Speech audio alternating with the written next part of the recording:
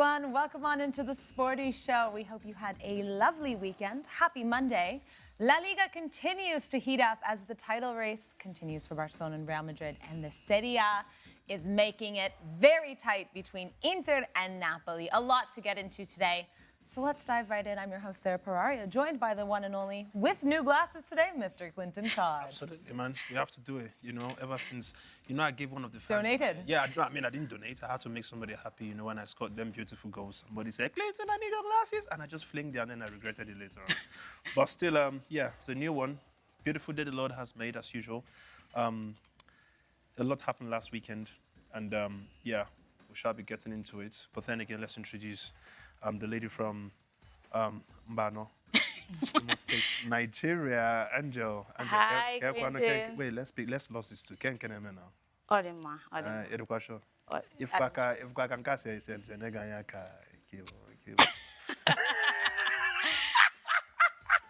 I don't tell them. You see when you guys speak Spanish, you see how it feels, right? I mean, continue going. I don't mind sitting for another hour, not having to do any work. I'll put my feet up, go for it. I don't mind at all. No, to be honest, I knew Sara would just be like, yeah, you guys go on, man. Sarah doesn't like, she's a stress-free person. Yeah, no, I know.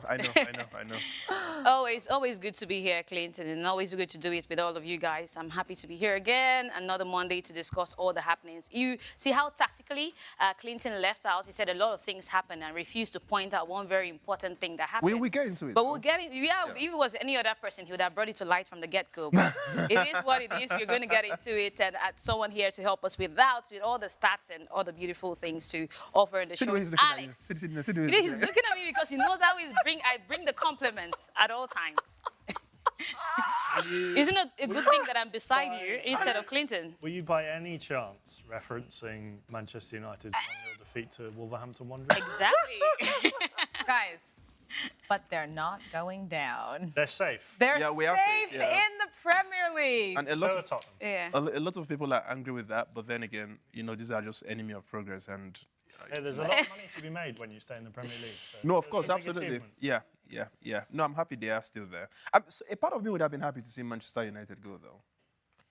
No, not in a bad way. But, sometimes I feel like, you must hit the bottom in order to get for me, it's more like let's shake a few things up. Like, but do they have to get relegated? But that's like saying... Of course, yes. But do you know what it means to see a Manchester United relegated? No, do you know how crazy that news would be? But that's not saying we're 3-0 down in this game. We might as well score 6 more because you have to get to the bottom to come back up. Not that bottom. I think for United to finish in the bottom half alone is enough. I think that's not enough for me because for a whole long time... You want problems? No, I didn't talk about problems because for a long time, we've just been seeing that depreciation of that Manchester United and nothing crazy has happened to put them in that position where it will be like, wait, okay, this is now the worst. We've just been seeing that gradual decrease. And we keep getting used to every single step of this decrease, right? That we don't see how bad it is. But by the time you see that heavy shocker, to know that you're not going to see this team play in the... just think about it. But it might be a shocker because they might finish 16th at the end of the day. Depends on how Tottenham's game goes today against Nottingham Forest. They could go higher, and Manchester United could drop lower today. But what I'm saying is... 16th is bad enough now. 15th, so they're about 15, 16. The moment you've got into 13, 14, 15, for me, they're all the Sorry, same. you're on the other side after 10. Once you're on the other side of the table... That's it. You're pretty much there. Exactly. Like, once you're past that 10, right? Anything that happens from there is... Now we it's like when you're on the phone and you see the table and you have to do this. Yeah. See more. Yeah. Let me look.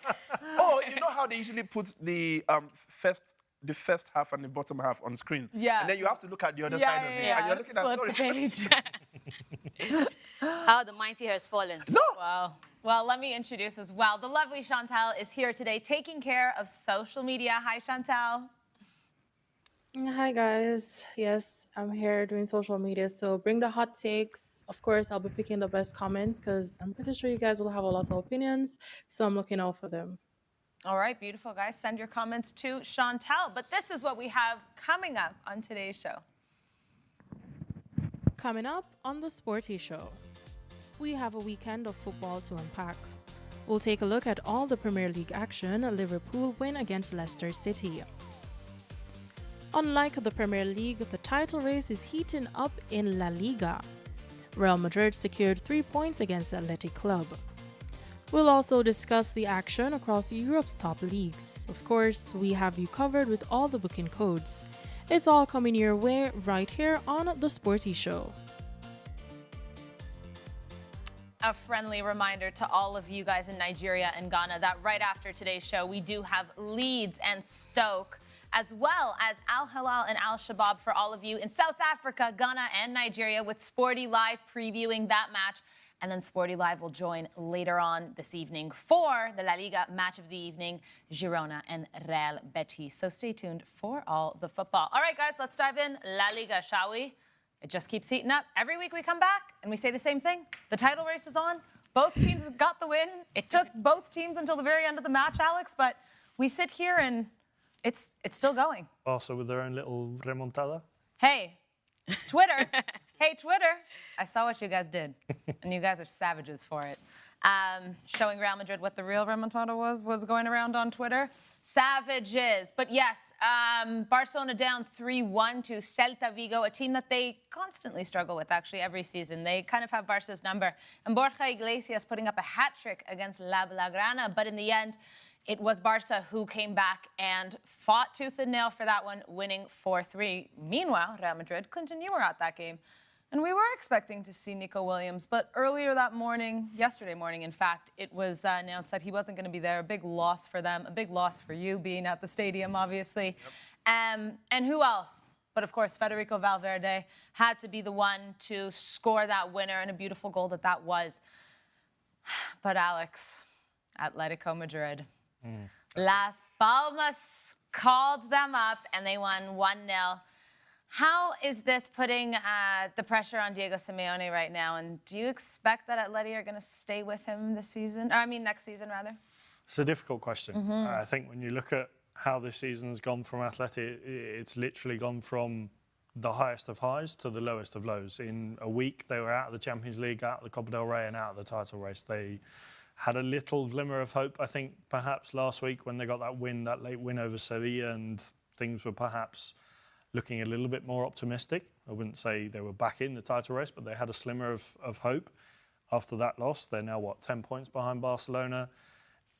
And for me, it's the manner in which they lost. I think when you look at Atleti this season, when they've needed to come out on top and get a result, they've failed to do so. They've had so many important games in the last 2 months. I think back to Getafe, that loss that they had, I think it was after the Real Madrid elimination in the Champions League. They had that loss to, obviously, last weekend against Las Palmas. They've had key losses everywhere, dotted around over the last 3 months when it mattered most. And that's always been, I think, the criticism towards Diego Simeone's side, that when it matters most, they don't come out on top. And this Atleti side are going another season without a trophy. They're not going to win the Copa del Rey. They got knocked out in the semi-finals. They got knocked out of the Champions League. They're not going to win they're not going to win La Liga, barring a miracle. I know it's Easter, and miracles do happen at Easter, but I don't think this is another miracle at Easter for Atleti. I think this is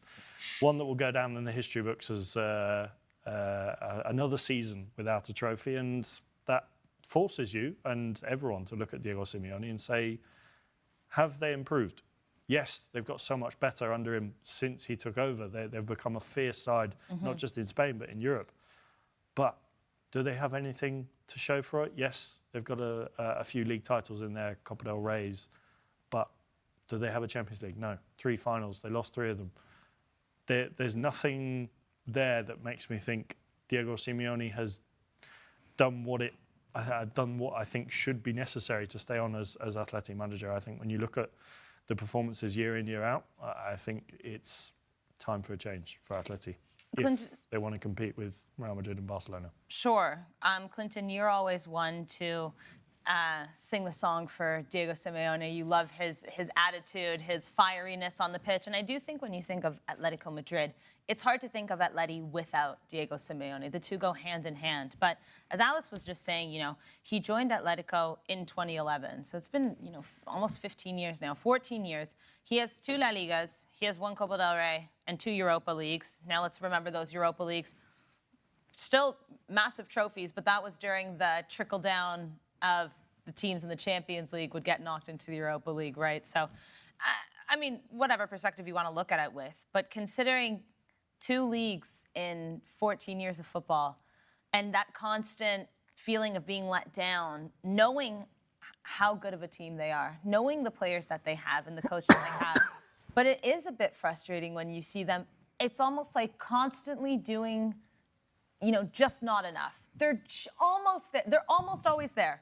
But that's the song and dance with Atleti, it seems.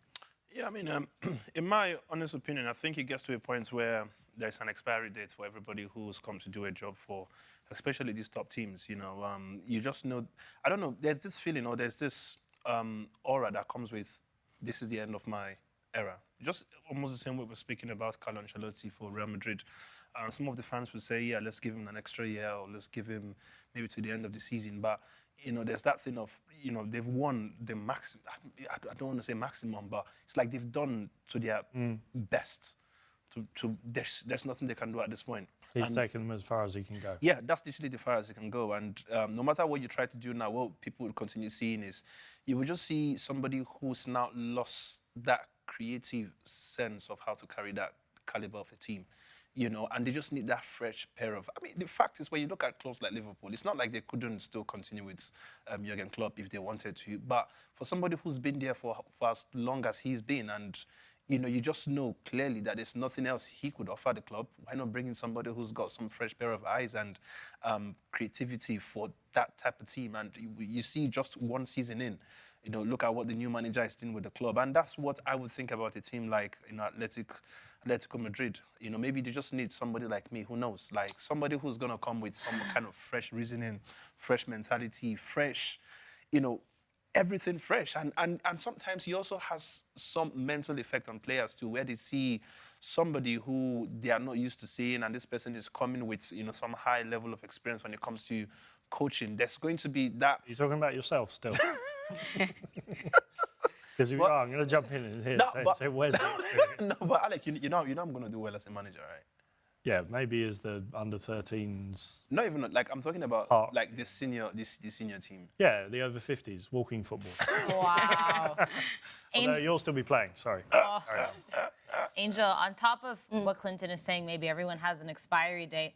The fact of the matter is that Atleti also did good business this summer, bringing in the likes of Julian Alvarez, who's a star boy for them. 21 goals this season for Atletico combined. Conor Gallagher, who's been brilliant. Lenormand, yeah, he had that injury, but he played well before, and he came back and played well after. And, of course, we already know that's a star-studded side. Jan Oblak, one of the best keepers in Spain. Griezmann, Correa, Jimenez. It's not like they don't have the talent on the team either. Yeah, I get it. And as much as I agree with you guys to an extent, they have spoken about the expiry dates and stuff, I still think, I'm looking at the grass always looks green now on the other side. We have said this a lot about Simeone, haven't yes. we? Is this the year it goes? Surely yeah, it goes. I don't think he's going anywhere. I don't think he's going anywhere. I think Atletico is set up in a way that if anybody comes to take over this team, it's going to be really difficult for that person. Now, let's go back memory lane. When Diego Simeone took over this side, they weren't even a side to be reckoned with in Europe. They were just, a side that was doing okay in the league. But so far, they have announced themselves in Europe.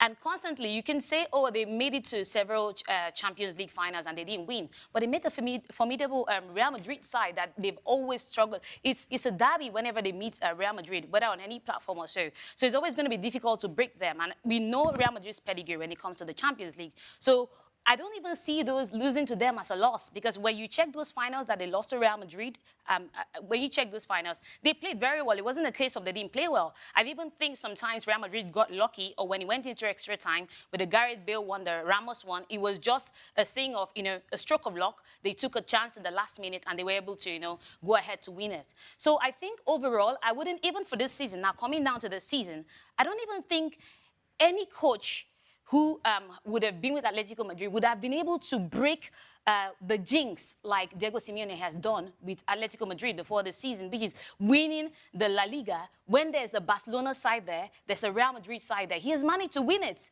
amidst these two clubs having made more investment than even in this season. I think for me, this is one of the seasons that I've seen Atletico Madrid make a huge investment in several parts of the team. Usually we see them, they go ahead, they buy maybe one very good striker. They are known for having very good strikers, whether it's Falcao, it's Diego Costa, it's Fernando Torres. They've always had good strikers. And then they build their team in such a way that they are very defensive. They are very difficult to break down. With the likes of Miranda, then Diego Godin, it was really hard to break them down. And then they push forward and hope that their striker up front with their countering attacking measures to be able to get the goals for them. That's the way they've always played. That's the way they've always fed. But this season, they made some investment. And it still comes down to the whole thing that we talked about sometimes balance. When you bring a lot of players into the setup, there might be individual brilliance here and there, because these players that you've mentioned, Julian Alvarez and all of these players, they have good individual brilliance. But then as a team, they also gelled well, but they could be better next season. And who better to help them to find that, that balance that they need and to do better than Diego Simeone, who signed them. Now, another thing that I would say in this Atletico Madrid side is the fact that I don't even think they had a bad season. I think most times we remember, we as football fans are always so, short-sighted. We just remember what happened yesterday or what happened 2 days before. A few weeks ago, before they played Real Madrid in the Champions League, we were singing their praises because they were contending for the league. They were contending for the league. Maybe it's a matter of fatigue. So you Maybe don't it's get just any medals for contending for the league. What? You don't get any trophies or medals for Yeah, but then it's Atletico Madrid at the end of the day when you compare them to Barcelona and Real Madrid that they are coming up against. So it's always going to be difficult to win it when you have Barcelona, when you have Real Madrid, the quality that they have. They're always going to have those teams in the league. You look at Barcelona last season, they weren't at their best. What an opportunity that would have been. Yes, Real Madrid were fantastic. This season, Real Madrid not at their best, Barcelona have been fantastic. You at least expect them, and they should be with the players that they have, going toe-to-toe with the top of the league. Look at the Copa, they look were at the Copa del Rey only match, until 3 or 4 the Copa weeks del ago. Rey match against the two legs against Real Madrid. Let's not pretend that Atleti should have dominated that game, but they sat back. They scored that early goal, and they sat back to a team like Real Madrid. I think that's maybe the point you're making, is that they have chances where they could have beaten a Real Madrid this season. We've seen Real Madrid with some of the weaknesses, and you're up 1-0 against this team. How are you not taking advantage of that? I think that's the thing. I can appreciate what you're saying about how Diego Simeone changed this side so much, and he absolutely did. But in 14 years, only 2 leagues, not to mention they haven't won anything since 2018. Well, they won the league in 2020, didn't they? Didn't they win it 2017, 2018? I think it was the COVID year that they last won the league title. Right, okay, so 4 years since they've won, pardon me. Yeah, you're right, Well, right. there are 20. teams that haven't won it, that haven't won Yeah, but you're league since Atletico 2013. Madrid.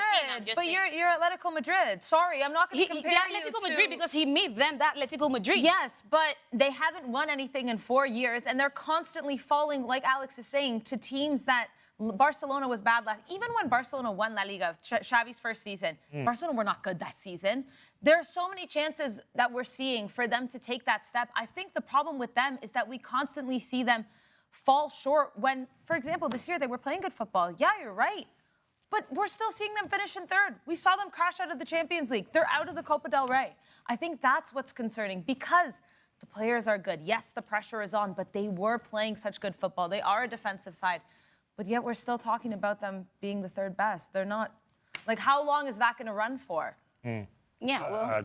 I just look at it and think, if I was a fan of Atleti, and after all that they've done in the last 10 years, yes, you look at what Diego Simeone's done as a manager, thank you, brilliant job. Yeah. But you've taken us as far as you can. It's almost, I compare it to Gareth Southgate with England. He took them to 2 finals, a World Cup semi-final and a quarter-final. Brilliant job. He's taken England from the worst, the lowest of the lows, getting knocked out to Iceland in the Euros in the last 16 or quarter-finals, to the highest, almost the highest of highs. Diego Simeone, yes, when he took over Atleti, it wasn't perhaps as low as where England were, but he's taken them to the highs of the highs, just about. 2 Champions League finals. He's taken them to Copa del Rey finals. He's won league titles with them. He's won trophies.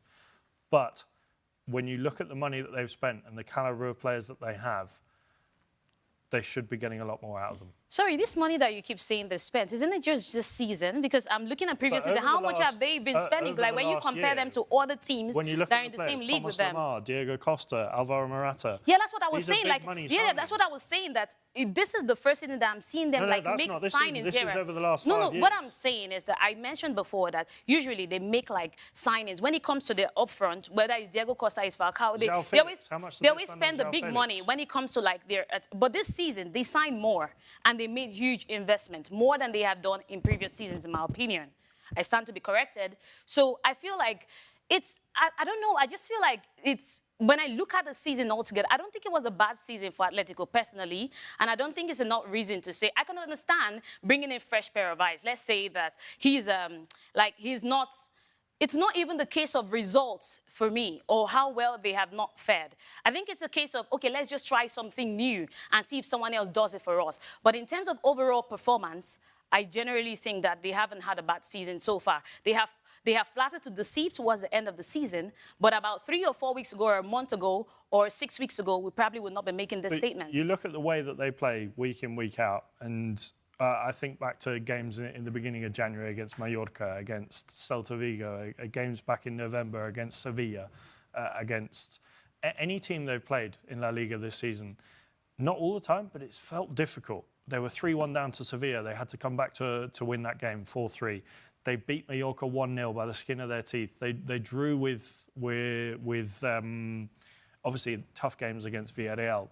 They're games where they've really made it difficult. They almost lost to Real Valladolid last week. They were 1-0 down after, 10 minutes. It feels like, yes, in normal circumstances, when a manager has brought in these players and the club spent money on players, you feel like give them a chance to develop as a squad. But this doesn't feel like a start of a new era for Atleti. It feels like those were the final pieces that they needed on the chessboard, and they still lost their queen. Yeah. They lost their bishop. They lost their horses. They haven't done what they should have done and what is expected of them with the players that they have, I think. But then I'm thinking, who takes over this team if Diego Simeone leaves? It's interesting. I know what you mean. That's just a problem. That's actually an insult, knowing that I've literally spoken about somebody. Oh, sorry, I forgot that but there's then again, one man here. We're talking realistic options here. Yeah. I see what you No, guys are doing. I know what you're saying though about how like Atleti is also a club where there's no forgiveness from the fans, Yeah. and they've been playing at a certain level, but I still think he's been there for 14 years, which is almost unheard of in football these days, right? It's not like people are saying, well, Simeone out. They've been saying it for a few years now, probably since they won La Liga, so the last 4 years. And he's been there for so long. That's why I don't think it's like, are you being too rash? He's had a great tenure there, but I think it's been a long enough time. Who would take over is a very interesting question. Do you have someone on your mind, like off the top of your head? I've got a name. But if you've got one, I've got a few names, but I've got one that sticks out to me. I think with how radical they are, I don't know who is available right now, but with how radical they are, I'm just thinking Antonio Conte. Conte came to my mind Yeah, as well. I'm thinking Antonio Conte. He actually seems like a very perfect match for this. But I feel like he's too similar to Simeone in that way. Exactly. I think they need someone who's the complete opposite end of the spectrum. And it's something quite often when you've done so well. Yes, they've done well with Simeone and they've achieved what they've achieved, but you just need a complete refresh. Our producer in my ear has said Eric Ten Hag. You want to give the Cl&aacute? No, Frank Lampard. Frank, what? What? I know, he's doing. You might as well give them Gary Leave Neville. him be at Coventry. He's No, gonna you get might as well give him ClintonCod. He's going to get Coventry promoted to the Premier League. Leave him be there. No, the name I had in mind was Andoni Iraola. Okay, you keep saying that he's going to go to all these teams. What makes you think he's leaving Bournemouth? I think if you get offered a job at Atletico Madrid, Champions League football with the players that you have, you leave Bournemouth. Definitely. But everyone said that Xabi Alonso was going to Real Madrid last season. He said, no, I'm going to stay with my boys. Yeah, One more but season. that's the different. boys are like Bayer Leverkusen, and they are playing in like top. This is Bournemouth. I know. But look at how good Bournemouth are this season. We weren't talking about Bournemouth like this last But season. Bournemouth, I don't even see Bournemouth playing European football next season. They've got brilliant players, but they don't have. No, but you're talking about world-class players. No, You're speaking I've about, said like, they've got football players. fantastic players. Yeah. Dean Huijsen, who to be honest, this summer, who knows what players Bournemouth will have by the end of the summer transfer window. They could have lost Dean Huijsen. Justin Kluivert could be on his way out. Evan Nielsen, who says he'll stay. These are players. Kerkez, could he be on his way out? That Bournemouth squad could look quite thin. Iraola, if he gets an offer from Atleti and thinks, well, they're going to have Conor Gallagher, Julian Alvarez, Correa, Griezmann, who looks like he now might be staying for 2 more years, Jose Maria Jimenez, Oblak, some of the best players in the world in their position. Champions League football, probably more money. Do you think he's big enough for Atletico Madrid? Big enough? I think he's more than capable of doing a good job there. I think he's got the experience in La Liga with Rayo Vallecano. He's got the experience in the Premier League. He would have learnt so much from his time at Bournemouth. He's overachieved. Bournemouth, let's not forget, in this decade, in this century, have been on the brink of 5th-tier English football. Now we're talking about them qualifying for Europa League, Conference League spots. The job that he's done at Bournemouth, they've just broken a Premier League points record. What he's done at Bournemouth is unbelievable. Yes, they've got some investment and they've had backing, but they've been sensible about it. And the players that they've signed have been fantastic. So the job that he's done at Bournemouth, I see no reason why he couldn't do a fantastic job at Atletico Madrid. And in similar fashion, if I was Tottenham Hotspur, I'd be looking at Andoni Iraola to replace Ange Postecoglou. I wouldn't touch Tottenham Hotspur with a 9-foot pole. If I'm a manager, no chance. Absolutely not. But it is curious to see what will happen with Spurs. Let's stay in La Liga for a little bit. Clinton, obviously you were at the match yesterday. We saw Real Madrid win in the final moments there. Not the best performance from Athletic Bilbao, if we're being honest. Obviously no Nico Williams. Sunset came on and was not really bringing anything to the table there. They looked tired. You're wondering if maybe that Europa League match against Rangers on Thursday was hitting them. Real Madrid as well. They needed this win, obviously, after the week that they had, but maybe not as convincing either. We know that they've had injuries. We know Mbappe was out for this one because of that red card. Now, they have a final next week against Barcelona. Is it next week or this week? This week. Okay. We're actually going. Yeah, actually. Damn, we're actually going. We're actually going. And now we also have Barcelona, who, had to come back against Celta Vigo. Both teams got the win, but now we see Lewandowski is going to be out for 3 weeks, missing not only the Copa del Rey final, but both legs against Inter Milan. Oh. That's how it looks right now. Oh, yeah. Oh, yeah. It's getting to that part of the season where you really see the fatigue with players. You see injuries getting picked up. It's, really gritty football because there's almost no gas left in the tank here. But how do you see this Real Madrid win affecting the mentality of this team, especially what happened after, the Champions League? Well, first of all, I think that last-minute goal was almost like some kind of a morale lifter for Real Madrid. Sure. Because first of all, I don't think they thought they would have won that game. And even for some of us who were at the stadium, there was, in all honesty, I felt like the game could have even ended a draw because it would have been fair for both teams. But, that last shooter from Valverde is something obviously everybody pretty much would expect. Maybe 2 Valverde shots like that, one of them is definitely going in. We saw him do a couple of strikes in the game.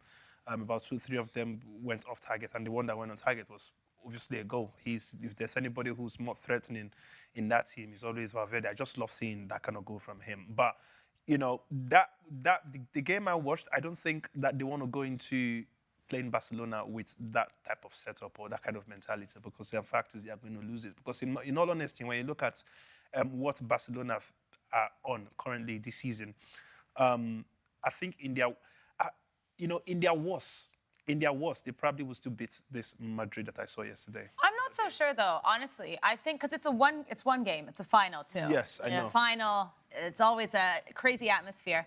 But we saw Barcelona, they have no Balde. How important if you're not... I can't even talk about this. Balde is so important to this team. And now you've lost your striker.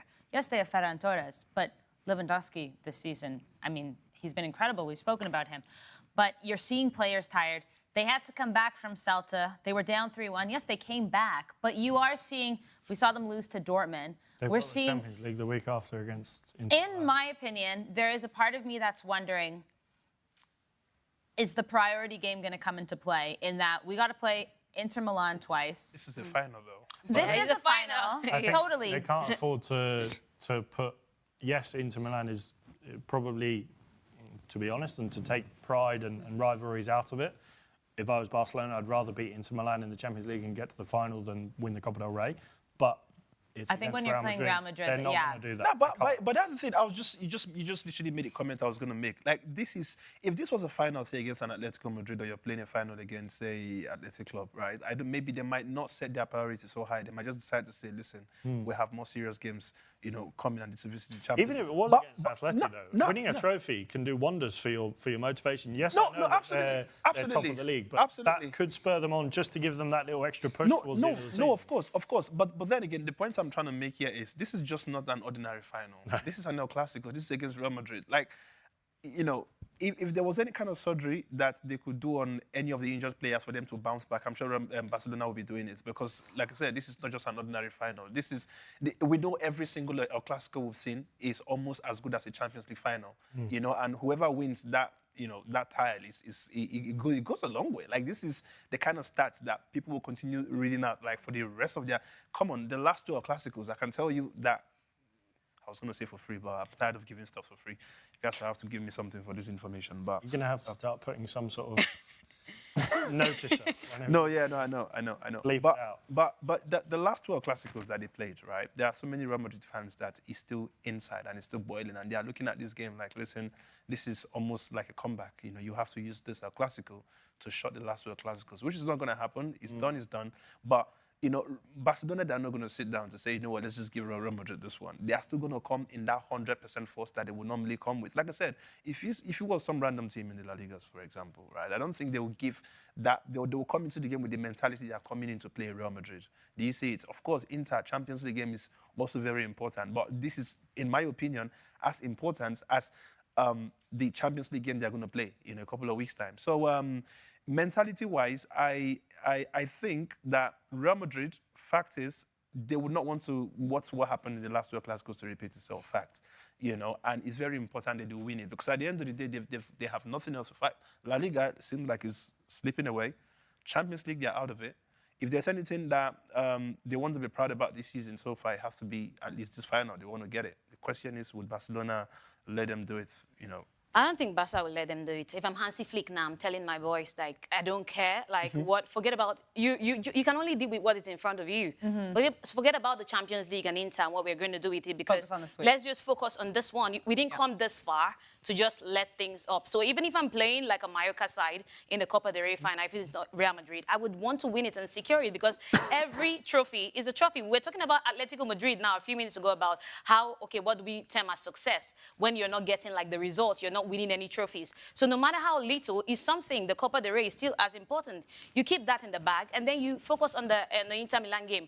What's the guarantee that if you rest your players, and you don't feel the strong side in that final, you lose to Real Madrid? What's the guarantee that you're also going to win, get through, get past Inter? You could also lose to Inter, regardless of how well you rest your players and how good you play, because we've seen that happen. Well, So I would just say that Barcelona will come, whether it's Real Madrid or anyone, firing on all cylinders and hope to finish the season on a high, especially in the Copa del Rey, where I think they have fared so well and they've gotten this far. You just want to get it. And against Real Madrid's side, I think Real Madrid has a lot to prove, like Clinton has stated, because they're not in any other. This is the only thing that they have to show that they, the La Liga is already out of their grasp as far as I'm concerned. Even if they're just 4 points behind Barcelona, I feel like it's a wrap up already, in my opinion. So the only thing that they have to fight for is this Copa del Rey. But with the Real Madrid side that I saw play over the weekend against Barcelona, this Barcelona side that has grit. You see, the thing about this Barcelona side is you cannot. Everyone up front is good. If Rafinha is not getting the goal, there's Lamine Yamal. If Lamine Yamal is not there, there's a Dani Olmo. Anybody, there's Lewandowski. Anybody can score in that team. And another thing is, they now have this Fergie time thing where they don't give up even up to the last minute. We saw it against Celta Vigo. For some reason, these people will play you till the last minute. They don't give up. And I think I like that about them. And, if they play that way against Real Madrid will not stand a chance, because they will fight, even if they're trailing, till the last minute to get that win. And I'm just waiting to see how it plays out. But I would go for Barcelona if I had to pick my winner, like based on the way things stand at the moment. I do think the win sends them into this week with the good motivation, obviously having, like you said, to crawl their way back. but they do have a very tough schedule. They play Mallorca tomorrow, then they play Real Madrid, then Inter, then Real Madrid again, then Inter one more Sarah, time. stop being modest. They're going to win those games. Honestly, I think Saturday's game is kind of up in the air because I think if my thought process is surely there's no way Real Madrid are going to lose like that to Barcelona for the third time this season. We all know that there's one more game left in La Liga, another Clásico Especially coming after up. what happened against Arsenal as well.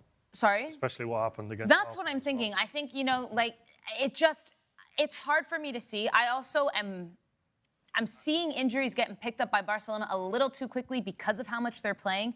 And that makes me nervous because if you lose someone, I'm not even going to say his name because I'm not going to throw it into the universe. We're not going to say it.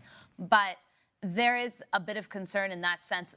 I saw, I don't know, someone on social media was having fun saying, like, we're going to see Lucas Vázquez going up against Gerard Martin in El Clásico Copa del Rey final. Like, what a matchup. And I was thinking, yeah, both these teams are depleted. And, like, there are chances for both sides. Yes, I think Barcelona has been much better than Real Madrid. But, like Clinton said, this is all that's left for Real Madrid. I mean, yes, La Liga is only 4 points, but that means in order for Real to win, they also need Barcelona to drop. So you're putting a little bit of faith into someone else, which is never good in the league. You can do as best as you can and win all your games, but unless Barcelona drop, it's not good enough for Real. But that, in a way, you talk about all those games, and Barca are still in contention to win the quadruple. That for Real Madrid, they'll want Barcelona to stay in the other competitions for as long as possible. You talk about the Champions League because. Yeah, but imagine how big of a boost them winning the Copa is. Like, No, this is one game. I'm saying, forget about the Copa del Rey. I'm talking about the Champions League. I think Real Madrid, as much as it will, they'll look at the situation and they'll think, we obviously want to win this league title. We're going into this Copa del Rey final with the most confidence that they'll try and get as much confidence as they can after a really tough week. I think they'll be looking at Barcelona in the Champions League and thinking the longer they stay in, the more focus they will have to put on those games against Inter and then against Arsenal or PSG in the final, which gives Real Madrid more chance coming into these last couple of weeks of the La Liga season. Yeah, it's an exciting time for Spanish football. My friend, you've been quiet. What's going on today? No, I mean, Do you want to talk about Man United? Not yet. Let him talk about it. We actually have Alex's top 5 La Liga goals, which usually gets you talking. So maybe this will spark him a little bit. I don't know why you guys think I'm not. I'm just, listening to all of your beautiful analysis.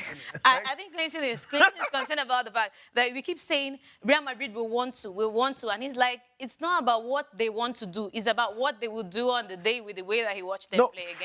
Funny enough, even listening to Sara speak, in my head, I'm like, I think Sara is just trying to kind of like drop her expectations for Barcelona just in case anything happens, which I kind of understand, right? But when I'm looking at this current Real Madrid home, no matter what it is that we see on that team, it's like they don't give you the manner of play that we know for Real Madrid from, say, a couple of years back. And when the fact that we are going into like a Barcelona again, I don't want to overthink it. I don't want to say, yes, this time they are going to come back angry because, the last 2 Clásicos they were this. Nah, listen, we've seen Real Madrid. To make another edit of you. No, well, yeah, maybe that's. So maybe what he's accusing Sara of is also what he's also doing. Both of them trying to lower their expectations. No, of course. Listen, and I would understand Barcelona if they've got these injuries. Like, obviously, even their top striker, Lewandowski, whom we know how crazy he can be in front of goal. He's not going to be playing there, and you have. Who knows? Maybe Ferran Torres is going to replace him. In all honesty, he's not one of the best strikers, but he's a good replacement for Lewandowski, right? But when you look at our Real Madrid, with how star-studded these guys are, you still don't expect the fact that you don't even believe in them winning. It's crazy. Look at Athletic Bilbao yesterday. Like, we have to wait till the 93rd minute to get a goal. Like, they say, I don't know. Well, I saw a few comments of people saying Real Madrid are better off without a Kylian Mbappe. Yes, yesterday was no Kylian Mbappe, and what did we get? We got a 93rd minute goal. It could have ended the draw. It was against a very good side. No, it wasn't against a good side. Did not play well. No, they didn't actually play well. Like, in my opinion, that's not it wasn't a good performance. I was actually upset with them because I thought because my thought was, with Atletico dropping points, they can make that gap closer and push for 3rd place. That's amazing. I nearly fell asleep in that game, man. No, listen, there was nothing spectacular from either team. They had thought that was one of the most boring games I've seen. Apart from the fact that, of course, there was a lighted shot from Valverde and he scored. Like the rest of them was just hit and miss. Of course, maybe Vinicius missed the ball if he tried to do a couple of dribbles that was not working out. Of course, he did put a few balls into the 18-yard box, which was really good. I think if there was anybody who brought the heat yesterday for Real Madrid, it was Vinicius. But then again, what the Vinicius I saw yesterday was a guy who was just ready to risk anything all. Like he was not ready. Anything anybody had to say about his performance, he didn't care. He just wanted to. He was just yelling for the ball. Very focused. Yeah, he was focused and he just wanted to just take the ball straight to that goal. But the problem I realized fans were having with him was the fact that every single time he tried doing that dribble, and a few times he was not successful, and he tried passing the ball and he was passing it to the opponent.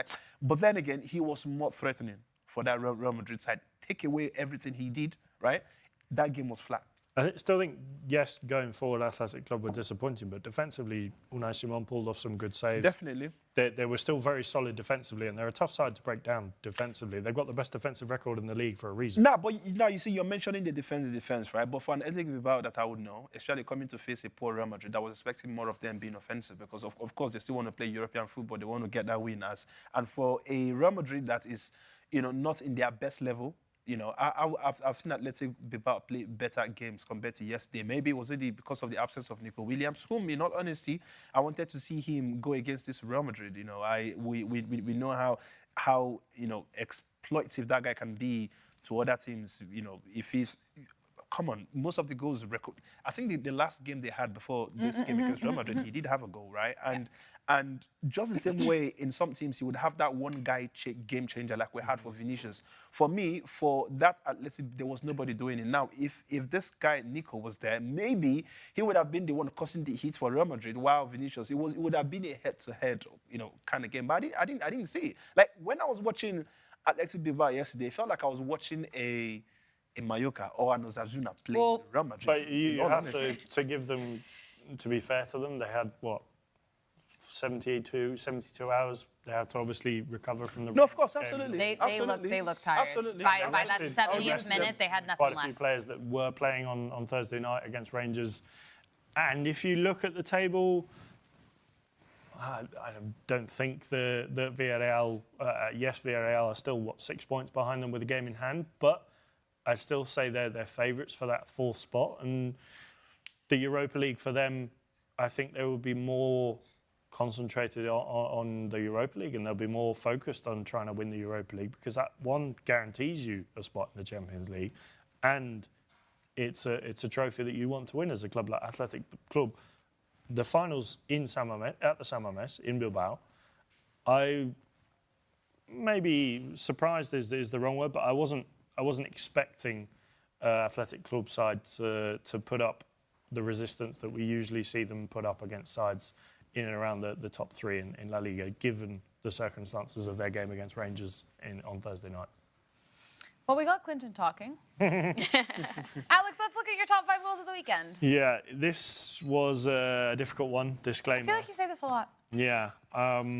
Disclaimer, 3 of the goals were from one game. Oh, my God. Yeah. 2 of those goals I don't think should be anywhere near this list, but I picked 5. I wanted to be fair. And it was tough. I had 3 initially, and I had to claw for an extra 2. And my number 5 is Peque Fernandez against Deportivo Alavés for Sevilla. It was a header. Not often that you include headers in your goals of the week, but the fact that he wasn't facing goal, he had to direct it towards the corner to get it past the keeper. Still think it takes some skill. I don't think it's an amazing goal, but it's a good goal. Definitely nothing special in that one. No. But let's go on. Number 4, Borja Iglesias against Barcelona in the 62nd minute. He scored a hat-trick, of course. This was, I still think, an impressive run and a nice little chip pass. I knew exactly what goal he was going to pick, and I knew Clinton. But yeah.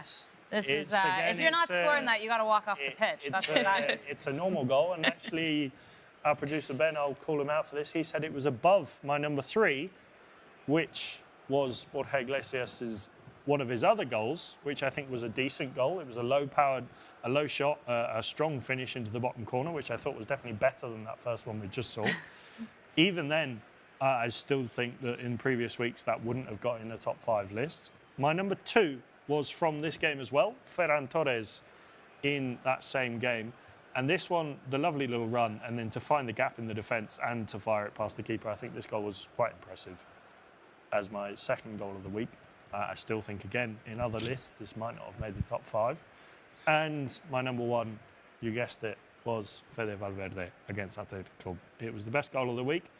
It was the only, as the Spanish would say, golazo of the week, I think. And I think it deserves its spot at number 1. Yeah, no, definitely spot number 1. Your spot number 5 to number 2. Yeah, I don't think... Well, no, I think Ferran Torres' goal was good. I think maybe in a normal week it would have got number 5. In a normal week, I don't think we'll be speaking about that goal, to be honest. I just... Well, this I was think- a normal week of La Liga football. This was Yeah. a regular week. No, I know, but with normal goals. That's what Normal I'm trying goals, to with say. good goals. Yes. But I mean, Valverde one was definitely, an expected Valverde type of goal. Like, I don't think Valverde it was still a scores good goal. No, that's not. That's what I'm saying. He deserves to be the number 1. yeah. Like, Valverde goal, like, we would expect Valverde to do some kind of, like, he would always shoot, right? But, whether it goes in or it doesn't go in, I feel like this is who Valverde is, right? And but I'm just speaking about the number 2 to the rest of them. They were goals, but I wanted to put Umar Sadiq's goal against Rayo Vallecano in. I saw he scored a goal, but I just didn't see the kind of goals he scored. If you haven't seen it at home, go and check it out. One of the funniest goals of the week. Okay. I think he ends up on the floor with the ball between his legs and he has to sort of get up and manage to get it in somehow. Oh wow! No, but you I couldn't put that in the top 5. No, goals you see, of the there's something series. about Umar Sadiq, right? I think He's done really well at Valencia. No, if he wasn't playing football, I think he would become a fraudster, like a Yahoo boy in Nigeria. Because My the kind of goodness. for real, though, because the kind of goals he scores, you will just know that there's just something cheeky about it. Like, it's one of those. But he like- scored some good goals. No, that's what I'm saying. No, Like a you flick, don't right? you don't understand. Like he scores good goals, yeah. But this is the kind of goals you're like, wait, are you taking the piss? Like, you remember the back heel that there's one goal he Against scored. Osasuna. Like Yeah. And, for me, all these kind of goals, you're like, but maybe this is who he is. This is the kind of person. And even when you see him when they played against Real Madrid, Alex, remember he was literally one of the star men, in that game, and you could clearly see that this is his kind of football. This is his kind of.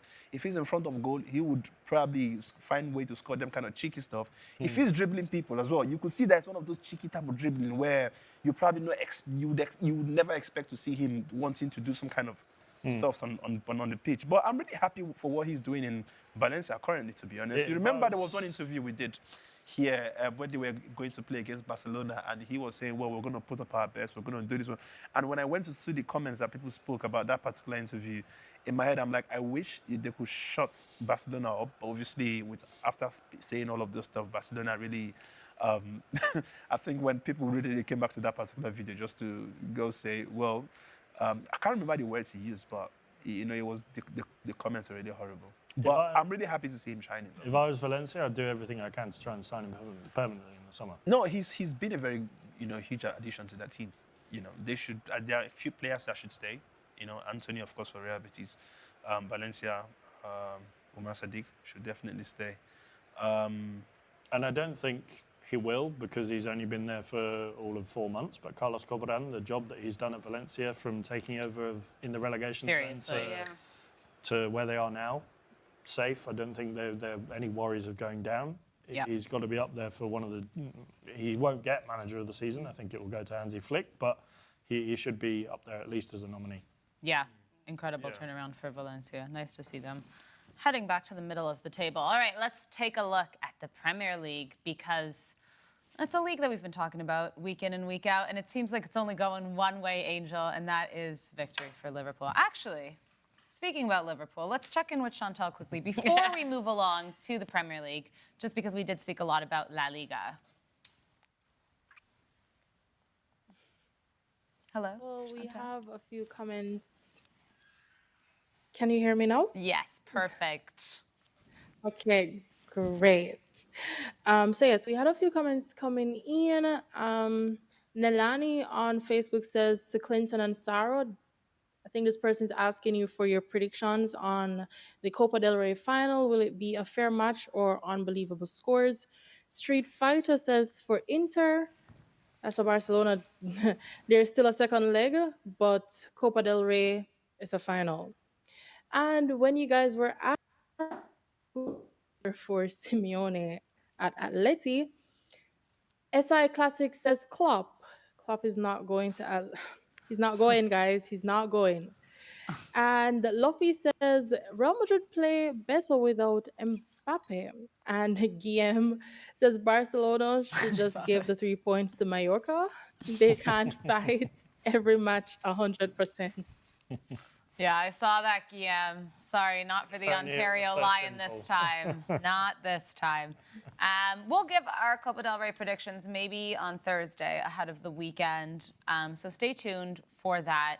Clinton, someone mentioned Mbappe being out makes Real Madrid play better, but you kind of already covered that, saying. Yeah, What no, are you of course. talking about? Of course. For me, I think I don't, and maybe okay. Let me just speak a bit on that one, maybe like 2 minutes, right? Didn't he get booed at the weekend? Am I right in saying? Yeah. I think when they When he gave came him up on a the cameo, screen. yeah. I think it was called that, the red card incident. They still feel like, nah, you shouldn't be doing that one. But now, in all honesty, I don't know if I would say Real Madrid played better without a Kylian Mbappe, right? Because if they did play better, I think yesterday they should have given the kind of convincing win that we would expect from a Real Madrid. We only saw a 93rd-minute goal from a Valverde. I think Valverde yesterday, I can't remember if he was playing right back or if he was playing midfield. Right back until Vasquez came in. So now, if you have a player playing your right back coming to, do you know, just watching Valverde, do you know what I thought about yesterday, by the way? I would say how I wish I could watch a Valverde for like 6 games where he could play as a striker. Because clearly, my man has the instinct of a striker, right? When you see the areas where the mindset, that whole shooting instinct comes to him, right? This is what I expect from a striker usually, right? So you see sometimes when Mbappe holds the ball and he wants to go through 2, 3, 4, 5 people first before he's able to find or whatever, or even a finish. Like, I just wish they could have the kind of mindset that this Valverde has. That, listen, I can take this shot and I can beat the keeper. Whether it goes in, it doesn't go in. But people want to see that. And when you see how heavy the shot comes, this is what, to me, what else do you need from a striker, though? You're very funny. Listen. Honestly, right? I don't know if you guys remember when we were watching the Euros last year. And I can't remember if it was Romania that was playing. And it felt like, hang on, we saw them shooting shots from like midfield. It was against Ukraine. Oh, it wasn't. You remember the game, right? Yeah. We all thought Ukraine was going to win. Yeah. No, but listen, they were giving me some kind of flashback. It was like a day. I was just remembering games from back in the days until football changed, where we want to pass into the net. Like, everybody wants to make sure, they are passing the ball around that 18, and somebody's just thinking, the moment I get that one chance, that this ball comes to me, I don't need to be anywhere close. I will just take this is Valverde, right? And if he's not taking all these risks, do you know how many wins that Real Madrid couldn't have had this season? This man, he keeps coming through. So imagine saying, Valverde, you know what? Let's pull an Arsenal Merino for you. Be the striker for like maybe half a season. I don't think he has the same instincts as Marino, though. I think he's got a brilliant right foot on him. He's got a brilliant shot on him. But I think that's where he, as a midfielder, is more likely to excel because he's a little bit further away from the goal. He's not. Yeah, he's like not, at the point, as a point man. There's a different. I think as a striker, quite often the ball will be sent towards you, and you have to hold the ball up, and the play revolves around you. Valverde is more of the player that he sees the game in front of him, and he can control the game that way. So I think Marino has those instincts of the positioning that he has and the goals that he's scored since he started playing up front for Arsenal. But I think Valverde, if you put him up front, I don't think you would get himself. I think asking Valverde to be a striker is like asking Toni Kroos or Luka Modric because they score like long-range goals sometimes, and then when there's a rebound, because they take those shots and he finds the back of the net, that they should be strikers. It takes more than just taking. No, I agree to what you guys are saying, but I still feel like that Valverde is still very different from this players you've mentioned. Of course, Toni Kroos, when it comes to his style of play, I still see him like a visionary, right? Toni Kroos even scores he scores set pieces. He takes set pieces, he scores like from free kicks. Do you know? No, he does. He Yeah, does. He does. exactly. But So- but no. But Valverde one, I still find something very different from Valverde. So he should be playing in the number 9 role. No. Listen, he might not be. I'm just saying that. Yeah, because of the hypothetically kind of, speaking, yes, you're just yes, saying hypothetically, yes, in your own yes, world, if you're the coach. Exactly. Yeah, I would you just would love to make see it. what it would look like. I'm not saying it. He might go there and he might not even have an opportunity He will to flop. strike this kind of. Or he couldn't. But for how thunderous Yeah. these shots are, yeah, the strength, the precisement, like how the aim, even the way he runs. You know, for me, Valverde has to take off. You know, like a plane. Like he has. To, you know, sometimes even when you're watching him, there's this quick run that he does. That in my head, I'm like, keeper, I'm sorry, this is a goal. Like, sorry, you this already know. Yeah, you already know, right? And this is something I wish I saw every time. Like, it shouldn't be happening with Joseph Valverde. I wish there were like 2 or 3 of that. Say, for example, Jude Bellingham, right? Jude Bellingham is not that kind of player. Jude Bellingham is the guy that wants to run and maybe head the ball in, or he wants to find a way to do one, He, 2 I quick reckon, passes. could do all right, and we've seen him play as a striker this season. I know he's more of a 10, but I think he would have more of the natural instincts to play similar to a Mikel Merino in that number 9 role, I think. Well, I mean, I wish I would see Valverde trying it. I think as an 8, but not as a 9. I would say as an 8, No, you know, obviously his somebody best more position creative. is an 8 or a 10. Yeah. But I wouldn't be opposed to seeing Bellingham as a number 9. Because I'm even looking at the great, like I don't- Cristiano I don't Ronaldo. see- You remember when Cristiano Ronaldo was deployed from, when he started getting older, he was deployed from the From the left left wing back, to, yeah, to he even striker. struggled in the center position when he became, because it's a lot when there's so much pressure on you and the focus is now on you. Do you understand? Like when he was there on the left-hand side and there is a Benzema in the middle, whether it was Higuain before, you know, but you don't have to think about, it's not on you to get the goal. So even if you get it, the pressure is not on you to deliver. But now you're the person that everyone who gets the ball has to find you. So you have to, you know, the positioning is not just about striking, the positioning, you have to position yourself and all of that. It's a lot of responsibility. For me, being a striker does not just come with you shooting the ball into the net. I think positioning is one of the most important, because if you're not 100%. positioned at the right place, the ball is not going to come Also, anyways. when you move into space. When Yeah. you move into space, being able to at least carry, even sometimes, even the job of a striker, right? Even if you don't score, but be able to just create that chance for maybe the wingers to be able to get the ball in. You could act like that decoy for, you know, the rest of them. And that's why when I see, say, for example, strikers like the one that's come from Atletico Madrid, went to Julian Barcelona. Alvarez? No, not Julian Alvarez. Griezmann. No, Luis that's why- Suarez. That's why I was just going from the team they played. David Villa. But you didn't wait for me. All right, I have a career path. Let's go. So he left. Okay, let me give you guys. Wait. Luis he Suarez. left Atleti Yeah? last Yeah. summer. Yeah, you know, okay, so he's played for Atleti. Yeah. Yeah? He's played for Barcelona. Uh-huh. Yeah? João Felix. No. Oh my God. So, Antoine Griezmann? He now plays in Serie A. Oh, Morata. Yeah. No, he didn't play for Barcelona. What in the world? He played for Real Madrid. Sorry, I wanted to confuse you guys. That was No. embarrassing, Matt. No, but anyways, yeah. No, but coming to Morata, right? What I was He trying doesn't to play say in the Serie A. Doesn't he play at Galatasaray? Yeah. No? He left. He's gone. Milan. Oh my God. Right, He he's plays gone. with your man, Oh my Osimhen. God, that's true. You know, yeah. I remember he left. But that kind of striker is sometimes, even if he doesn't score, but you can see how much he's like literally just running around trying to, and even if he's not the one producing the goals, but he's still creating that. He's not one of my favorite strikers, by the way. However, I still. Well, I'd love, hope not, because you don't know where he's No. All right, let's move along to the Premier League, though, shall we? And before we get to Manchester United, Alex, Liverpool. We've spoken about them since, I want to say, the beginning of March, it feels like, because of the way they started this season, the space that they made above Arsenal in second place, and, you know, their consistency, that they pretty much solidified it, for us at least, it felt like, already at the beginning of March. And now, if they win next week, They need one more win. They've guaranteed the title. If Arsenal lose one more game, they win the title. so they're clinching. Yeah, Arsenal have to win all of their games, and Liverpool can't gain another. Well, they can gain 2 more points. Yeah. And Arsenal can still win the title, but obviously that is, I think, unlikely at this point. But yeah, one more win for Liverpool, and that would be it. So it could be by April 26th, 27th then. And you actually came up with the Premier League title clinches, Yeah, the it would earliest that have been become done. The joint third earliest team to win the Premier League. So Liverpool are the team who have won it with the most games to go. They won it with 7 games to go when they won it in 2019-20. Man City and I believe Man United both won it with 5 games to go in 2017-18. Guys, we're talking about Manchester United winning a Premier League. Come on, put a smile on your face. But in 2000, 2001. Hey, they still won. glory days. And then obviously Liverpool with 4 games to go. So the third, I think the third fewest games to go when you look at Liverpool 2019-20 with 7 games to go, City and United with 5 games to go, and then Liverpool with 4 games to go. And you think about it, it's really impressive.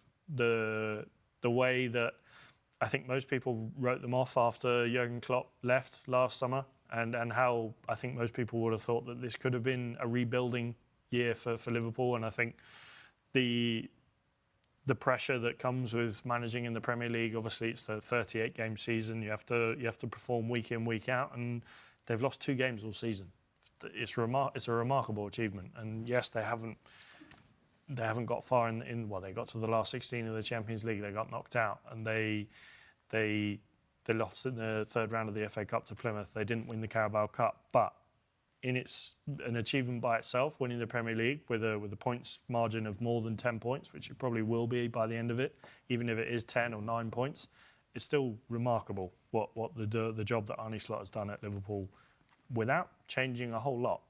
Yeah, I mean, we've spoken about this time and time again. Jurgen Klopp had the foundation for that team, and it's obviously, it doesn't go unnoticed. I think what's unfortunate for Liverpool this season, and we have to give them credit for what they've done, but I think, at least for me, and I feel like for you, but tell me if you're wrong, if I'm wrong, Clinton, but for me, it's not even about Liverpool, but I feel like I have even taken a step back from the Premier League because of how well they've done and how early on it felt like Liverpool are winning this. No one's touching this team. They're so consistent, and credit to them. But we just see every other Arsenal, inconsistent. We saw Chelsea start really well, then kind of fall apart. I mean, I don't need to say Manchester United or Spurs. We saw Brighton, we see teams like Brighton who have like a spurt, and then Brentford, Bournemouth, Newcastle, Aston Villa. Forest. It's more that finish of, 3, 4, 5, 6, 7 is what's interesting. But it's one of those things where I'm like trying to shift my focus and say, yeah, Liverpool have had a good season because it's been brilliant. But I think for me in the Premier League this season, I just haven't been as excited because when I look at La Liga, when I look at the Serie A, I'm like, we're going to the end. And I think neutral fans do really like that. I mean, Bayern Munich could win next week if Bayer Leverkusen lose and they win. So then we could have the Premier League finished, Bundesliga finished, Liga has been finished, and there's still some games left. And I feel like, I mean, it's natural, it happens in football, but just looking as though it's not keenly contested, you would want the Premier League to go down to the wire, to the last day, makes it more interesting to see who wins it, or even if not like who wins it, if there's going to be like a change in anything, but we didn't see that, and that's because, Arsenal, flattered to deceive it most times in the season. They just fell off, and then the decline just continued from there. And at some point, it was like they just gave up on the title race. It was clear from how they continued to pursue. And then Nottingham Forest as well. At some point, they were third, looking like they could get into second, and But you look at the fact that they also had like difficult games to play. I think the Premier League, it's just, we could say it's more competitive now this season, like with the likes of Nottingham Forest, Newcastle coming into the mix, Aston Villa, Fulham trying to push and get into there. But also you look at the fact that other teams were disappointing, like the big teams like Manchester City, that you would expect to give Liverpool a run for its money. You would expect not Manchester United, obviously, but Chelsea as well, and Arsenal. And, this team did not just rise up to the occasion. That's why it looked like it was just it was just like a one-team race, to the end. And it's disappointing that we're seeing it's almost like the Premier League is ended, already. But it is what it is. And Liverpool, you see the excitement yesterday when they had to dig deep to win that one against Leicester City. And you could see what it meant to them.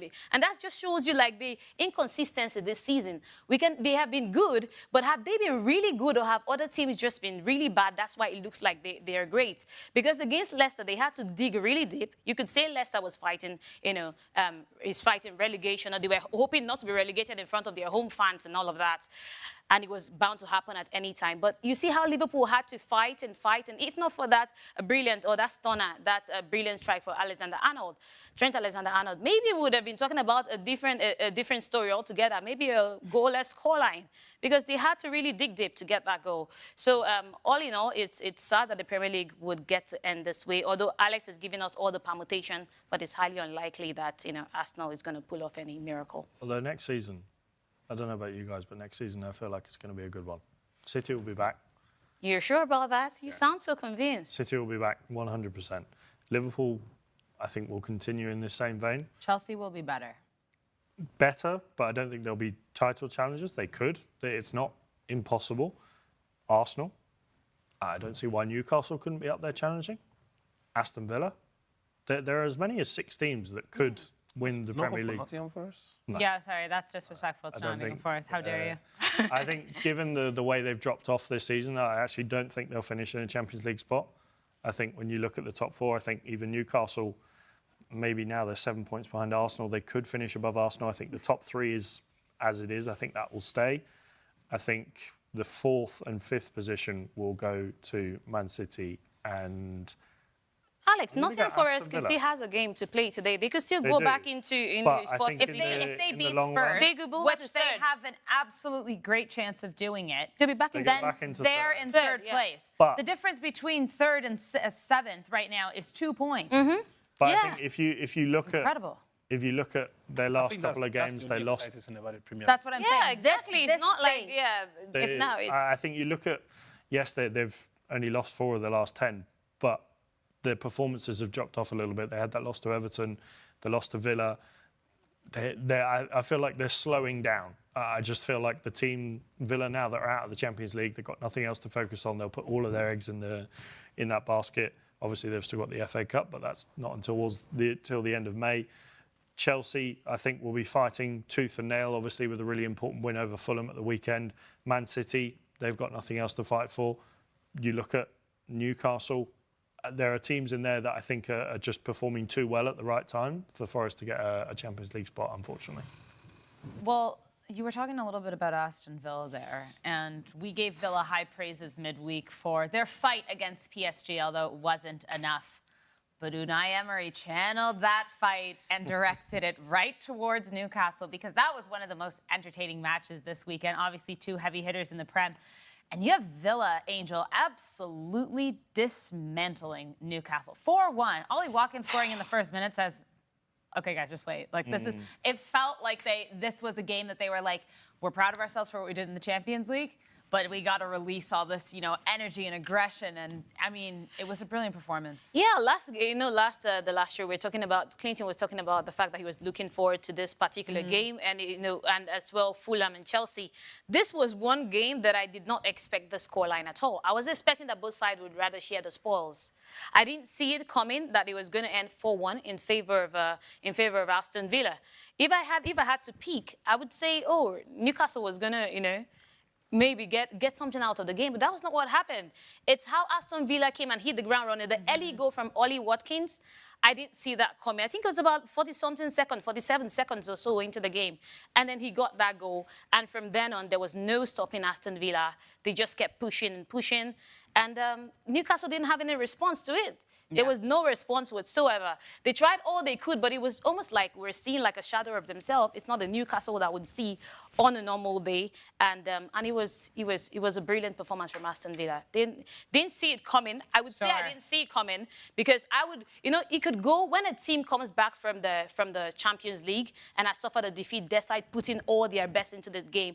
Fatigue might also play a role. Totally. The disappointment could also wear on them. They're playing a formidable Newcastle side that's also fighting for the same, European spots that they're also looking forward to getting. And how they were able to bounce back and just put everything behind them just shows like the mentality of this team, and they hit the ground running from the word go, and they maintain that, that steeze to the last minute. They've only lost 2 games this year in 2025 in the Premier League. The only other team they lost to was PSG. Snap. It's not bad. It's not bad at all. Guys, I know we've been avoiding it, but we do have to talk about Manchester United. Now, Clinton, I feel like we went on a roller coaster this weekend, because you and I actually were talking during that Europa League match against Lyon. And And that was an incredible match for absolutely no reason. Did that match Manchester United and Lyon? How that was so back, it was such a ridiculous game, but we saw Manchester United go up. Sorry, we saw Lyon go up. No, sorry. We saw Manchester United go up 2 goals. Thought, all right, that's it. Easy. 2-0 win. We see Lyon draw. We see them go down a man. Extra time. They score 2. We think, all right, now this is it. Then Manchester United have the audacity to come back, and who out of all people? Harry Maguire. And it was just, you know, you said this, Clinton, that it seems like we're seeing one Manchester United in Europa League, still unbeaten, by the way, and one in the Premier League.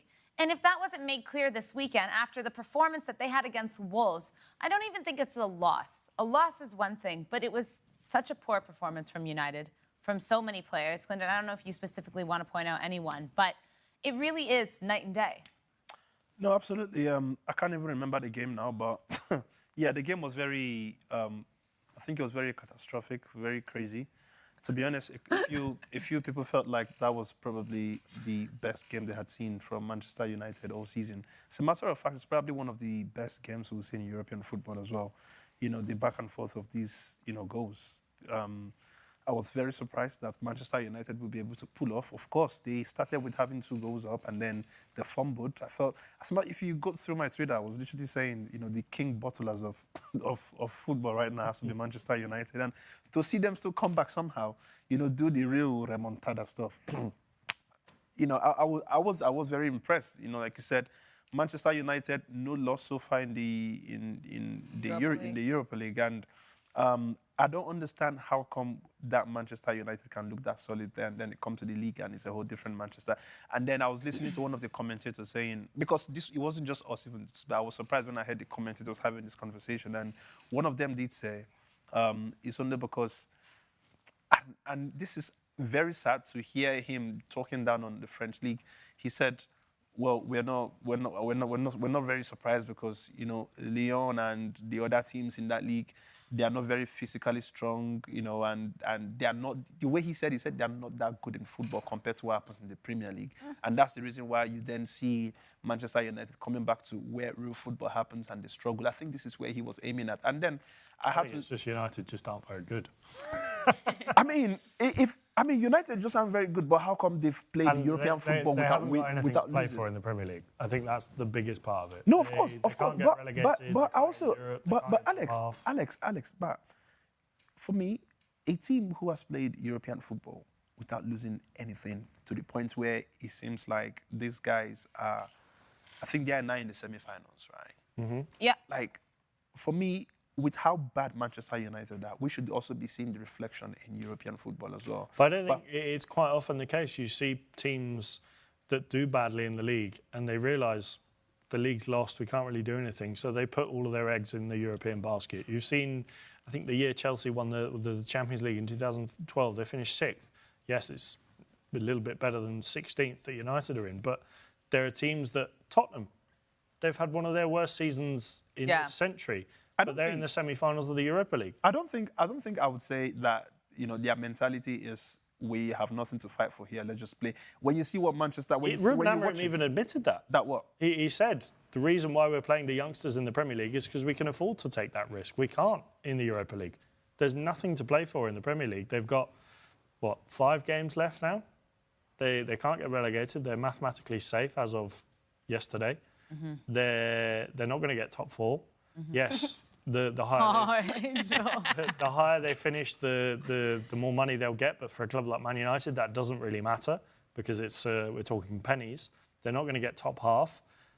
It's I think it's only natural. Yes, you could say they shouldn't be forgetting about the Premier League, but it's only natural that they are, and I think it's sensible that they are because they win the Europa League. It's not natural. For me, that's stupidity because you've obviously let the fans down so much all through the season, and the best thing you want to do is to at least end the season in a very good note. But if you win the Europa even if it's not take, if you I think win. I'd rather win the Europa League and finish 17th. But what if you don't win the Europa League? Though we are speaking as if they've gotten the title already. No. Fam, they still have like If I were United, tougher matches, tougher teams to face. If I were the fans, and I think maybe I'm speaking from because I'm not a Manchester United fan, speaking from a realistic point of view where I'm not saying Man United fans aren't realistic. I'm saying it may be because I'm not seeing it from with the goggles of a fan. I wouldn't. If I was a Man United fan, are we keeping you awake? There's a big yawn there. If I was a Man United fan, I would say finish 17th. I don't care. Put all your eggs in the Europa League basket. Play 12-year-olds against the Premier League opposition. I don't care who you play in the Premier League. It doesn't matter where you finish for me. If you win the Europa League, you're in the Champions League next season. That will do wonders for your summer transfer market. The attractiveness of playing Champions League football for players. You look at some of the players that they've played against. You could see some of them heading over to Old Trafford. You look at Victor Gyökeres in the Portuguese league. He's not going to leave Sporting Club de Portugal he probably would leave Manchester United, but there are players that would look at Manchester United and think, I'm tempted to leave my club where I'm doing so well to go to Manchester United and play in the Champions League, even though they're not doing that well, because you're playing Champions League football. If you get Champions League football, that will do wonders for the players that you could try and bring in the summer. I think one thing about Manchester United, and you guys tell me as well what you think, is that we keep comparing this, that there's two sides to United here. There's the one that plays in the Premier League and the one in the Europa League. But for me in the Europa League, let's not pretend that they didn't blow a 2-0 lead. Let's not pretend that they didn't allow 4 goals in a row to be scored on them. Yeah, the resilience of them to win that was amazing, and it was very exciting for us as fans. But they put themselves in that position. It was shocking. I think that game was so exciting because both teams were just kind of making mistakes all over the place.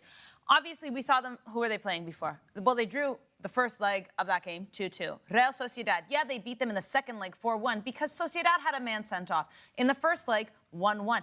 I feel like we still, it's very exciting and they should be happy that they're in the semifinals, but it's still there are so many cracks on this team. And I'm wondering if maybe they have a bit more of something about them on the European nights because they're closer to a trophy. Maybe that's motivating the team. Maybe there's a bit of luck in there too.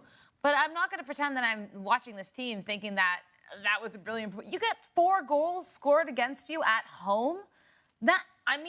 What? How does that happen? But that is the beauty of tournament football. You don't have to play brilliantly to. No, but to get that's not my point. You're not listening to my point. Is that I'm not saying that they're even good in this tournament.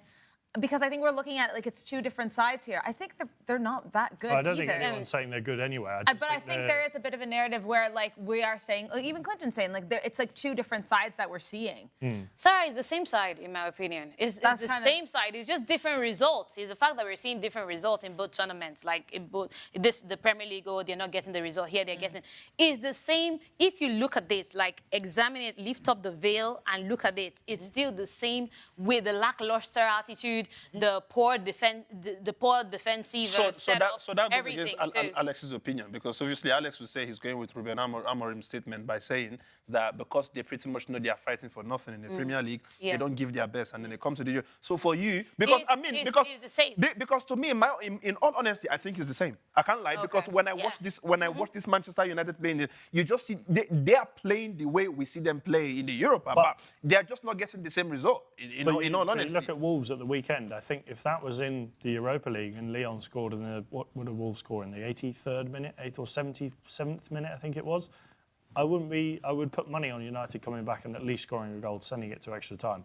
But because it was the Premier League, they've got nothing to play for. There's not that urgency. There's not that extra killer. So the difference is just the motivation that this is a tournament. We could have something still, but it's still the same play. That's what I'm saying. It's still the same lackluster display. There's there's no difference in play. Just that extra motivation and moments of brilliance of getting in those goals when you need to get them. And to be honest, I just think it's just certain players even rising up to the occasion and doing the job. If it's not Garnacho, it's what's his name again? The Portuguese player Bruno Fernandes. Bruno Fernandes. or it's Harry Maguire, the unlikely suspect who rose up to the occasion and converted that one. So it's the same. It's the usual suspect. Some players just rising up and taking those, being clinical in front of goals. Doesn't mean that they are consistent. It doesn't mean that they've had a good game. They just have that moment and then they take it, and all of a sudden we've forgotten like how bad they are or how bad they have played throughout the game. So it's still the same Manchester United, whether in the Premier League or in the Europa League. Just different results. Just different results. All right. Well, let's head over to the Serie A now, because what a weekend we had. Inter dropping points, and now all is level at the top of the Italian table. Take a look at this. It was another dramatic weekend in Serie A. Late goals, big moments, and a title race that's heating up. Let's get into it. We kicked things off in Lecce, where Como dominated with a 3-0 victory. In Monza, both sides struggled to break through until McTominay found a moment of space in the 72nd minute, securing Napoli 3 crucial points for the title race. At the Olimpico, Roma wasted no time. A goal in the 4th minute was enough for the Giallorossi to take down Verona. Bologna hosted Inter in a fiery clash, and just when it looked like the league leaders could escape with 1 point, Orsolini stepped up to secure a last-minute win for Bologna, a stunning late winner that keeps the Scudetto race wide open. At San Siro, Milan slipped at home. Atalanta came in, stood tall, and took all 3 points. Ederson broke the deadlock in the 62nd minute with a cool finish, and the Rossoneri couldn't find a way back. A costly defeat for Milan in the race for Champions League football. Well, let's welcome Lucrezia to the show. Hi, Sara. Hi, guys. Hi. And Hi. what a weekend it was. We have to start with, obviously, Inter. An exciting weekend. Dropping points. Everything changed, but now the title race is more exciting than ever, I guess. Yeah. You sound happy about that. I mean, I'd rather Napoli get their 4th than Inter getting their 21st Scudetto, Seems fair.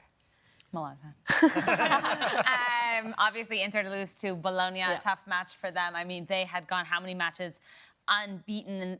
And these kind of things, this is the part of the table, schedule, this happens. Yeah. Obviously, they are also looking at Barcelona in a week's time for the Champions League. But with Napoli beating Monza, now they're level. Yes. And this means, let's be honest with everyone, we had to look into this today because we thought it was head-to-head. But if Inter and Napoli finish on equal points at the end of the season, then whoever, and their head-to-head right now is tied because it's been 1-1, both legs. Whoever has the better goal differential will host a one-off playoff match to see who wins the Scudetto. Now, I don't care if you're an Inter fan, a Napoli fan, because all football fans right now want this. This is the most chaotic way to decide who wins. One game for the Scudetto. One game for the Scudetto, but it could be brilliant for us neutral fans. And Lucrezia, I have to ask you, I know we spoke about this off camera, but for Napoli to potentially win the Scudetto with the likes of Victor Osimhen and Kvaratskhelia leaving, 2 of the best players on that team only a few years back, that they won the Scudetto. What does that say for Napoli? Yeah, we would say that would be great for the team because they would show that they're still a great team without those 2 top players. They can still make it. They can still achieve great things. So that would be a big achievement for the team. And also we look at the upcoming fixtures. Napoli only has 5 Serie A games to go, and then they're done. Inter's schedule is a little more tough because they got the Coppa Italia this week and Barcelona 2 legs. If they don't make it through, that's it. That's 8 games. Otherwise, they could have potentially more. Angel, do you favor Napoli's chances right now simply because of the grueling schedule that Inter have coming up with taking on their city rivals in the second leg of the Coppa Italia this week, Barça next week? Well, if I watch how Inter played against Bologna, then I would say that if they repeat the same thing, then they have a high chance of just bottling things up and letting Napoli clinch that one. But they still have a fighting chance. I think Inter will be looking at the fact that they have a formidable Barcelona to face. And there's no no telling whether they're going to get past Barcelona, So this is not even the Inter of the 2010 that we know that played against Bayern Munich in the Champions League final. It's not the same Inter. They are good, but it's not the exceptional, brilliant and out of this world kind of Inter Milan. So I think they want to give everything in the Serie A, which looks like the more likely option for them. Looks like the one that they could win, even though they're level on points right now with Napoli. They should have, cemented their spot a little bit more if they have won that one against Bologna, but take nothing away from Bologna, not leaving it to the last minute to clinch that victory and get all 3 points from that game. So it's going to be difficult, but I think they would want to balance things up. Whether they have the squad depth is another thing, because at this point of the season, there's so much exhaustion, and squad depth is very, very important. Now they're battling it out with the Napoli side that is not playing. They have nothing to worry about. They're out of the Champions League. They just have, need to focus on this and give their best, and just hope that, Inter drops point like they did yesterday and capitalize on that. But we'll wait to see. It's an interesting one, and I love it. I love it too. Now, we also had the Lucrezia and KlintonCod derby this weekend with Atalanta taking on Milan. And unfortunately for you, Lucrezia, it was Atalanta who got the win in that one because of an absolute brilliant header from Ederson. But all that play came from Adamella Lookman, who passed it to Bellanova, who headed it to Ederson. The whole build-up play was brilliant. But Clinton, again, Atalanta getting a win. They're really securing that third-place position. It's looking good for them. But do you still have doubts about whether we will see Lookman staying at this team? I mean, it's a very difficult one. He's one of the key important players for Atalanta currently. I think if he has to leave, I don't think he's going to be the club saying, no, listen, I think you've done your best and it's time. He's going to be his own personal decisions. I'm sure that pretty much Bergamo, they're pretty much very happy to have an Ademola Lookman there, just the same way we have, Victor Osimhen and Galatasaray. We don't know what his future is going to be. I think the moment you've been able to put your stamp on a team and you've shown that you are, a very perfect match or even better than the club, I don't think fans will be looking at you leaving unless, say, a very strong team decides to call you to say, yo, big man, we think you're too good for this place and we want to take. Say, for example, if an Ademola Lookman gets a call to come play for a Barcelona, for example, I don't think he would be. I don't know if he would be saying no to that one or say. I don't see him coming to Madrid because there's just no space. According to one of the Spanish newspapers, I think it was Mundo, they said that was one of his dream moves to Barcelona. Yeah, to be honest, I think I've heard this before. That's the reason why I made Barcelona the reference point here. I would love to see him play in such a very high-leveled team. I think he's done everything he needs to do with Atalanta. He has the class. He's a very good player. And I would love to see him get out from that. I mean, when he was in the Premier League, he wasn't the Ademola Lookman that we see today, right? And remember when I interviewed him, I tried to kind of ask if there was any chance of seeing him play in the Premier League. And from his response, of course, usual footballer response, well, my job here is to get the team to win, and you never know what happens in the future, blah, blah, blah. But I think, in all honesty, in my opinion, I want him to leave Atalanta at this point. Let him go somewhere where everything he does will be, seen. And when I say seen, it's not just... I want him to be that global superstar that I believe he deserves to be. Play in a team that the moment you prove what it is you're doing in Serie A, it's going to be more amplified. There are so many good players in Serie A, but how many of them do we get to hear? Why? Because of the focus, the attention. I can tell you for free also, as usual. There are so many, bunch of good players, even in that same French Liga. I don't know how you guys say it, but Ligue 1. Just let me say Ligue 1. Jesus Christ, I was going to say that Ligue 1. Now, the most important thing about football is you've gotten to that point where you're scoring the goals, you're giving the assists, you are being the playmaker in a team.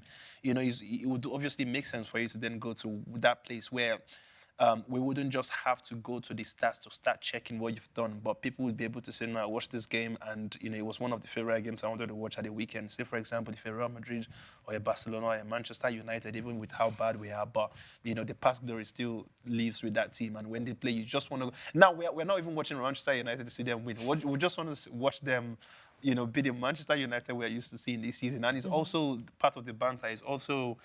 part of the entertainment. But Ademola Lookman, I wish he goes to somewhere stronger where we would be able to see how talented he is. On the flip side of that match, Lucrezia, we have to ask, Milan 3 wins in their last 10 matches. Still 9th position, still there. Still in not 9th, moving. and they're lucky that Torino are 11 points behind, that they physically can't drop any further. Much worse than that. But it's really turning out to be one of the worst seasons for Milan we've seen in years. Yeah. And at this point, is it just about finishing the season, having a really busy summer transfer window, maybe having a look at a new manager? Yeah. Is it just getting to the end of the season at this point? I think so. There's nothing left to fight They for. should probably start over next season. And I actually saw that they're going. I mean, most likely that they're going to replace the coach. Yeah. Which makes sense. I feel like they need to start fresh. Yeah. I mean, right now, even if they get there's 5 matches left in the Serie A. Even if they get the 15 points, it's still very hard. It's still not even top 3 really, and that's if every other team loses. If I was AC Milan, I actually wouldn't want Europa League, Conference League, any of that, because I think they're not going to get top 4. Yeah. Barring any miracles, they're 9 points off it. Europa League, yes, it's a competition that it's nice to win it, but I'd rather if I were them not be in it. Have a whole season. You see it benefits clubs quite well. We saw with Newcastle, Aston Villa. Yeah. When you've not got any distractions, yes, they'll have the cups to play in and what have you, but to have a sole season where all your only objective is to finish in the top 4, I think that's what they need. Yeah. You look at the manager, I think Conceição will be going at the end of the season. If not before then, I don't think they'll get rid of him before the end of the season. There's no point. But I think when you look at the quality that this AC Milan squad has, the players they have, Loftus-Cheek, Tomori, Tammy Abraham, Christian Pulisic, Tijani Reinders, these players, they're going to have to work hard to keep hold of them because they're going to be thinking, I'm at the top of my game at the moment. I could be playing for a club in the Champions League, in Premier League, in La Liga, in another team in Italy. So I think they just have to forget about this season. It's done. Yes, they're, 11 points ahead of Torino, but Torino could still finish above them. I don't think it will happen. But it could. But I think for Inter, they've just got to forget about this one, move on, try again next season. I was going to say the only hope might be the Coppa Italia. I mean, they have the Supercoppa Italiano already. already. They already have one trophy, They have to play Inter the second leg this week on Wednesday. On Wednesday, yes. It's going to be tough. Obviously, tough. city rivals, and also just the way Inter have played football. But if they do win the Coppa Italia... They would... Does it work like they would automatically be in Europa League next season, I think? I think it does, but I more so mean for you, obviously, as a Rossoneri fan, how would you feel about clinching that title with how disappointing this season has been? I don't think those titles are enough to save the season. Yeah. You know? Well, let's see. Let's not enough. see what when you're Milan 9th in the league do. And keep dropping points against everyone. Yeah. Yeah. All right. Well, the Serie A matches that were meant to happen this evening will be pushed to Wednesday alongside the semi-final of the Coppa Italia with the passing of Pope Francis earlier this morning. So a little bit more rest in the Serie A, and we'll see what happens on Wednesday. Shantelle, let's check in with you and see what's going on social media.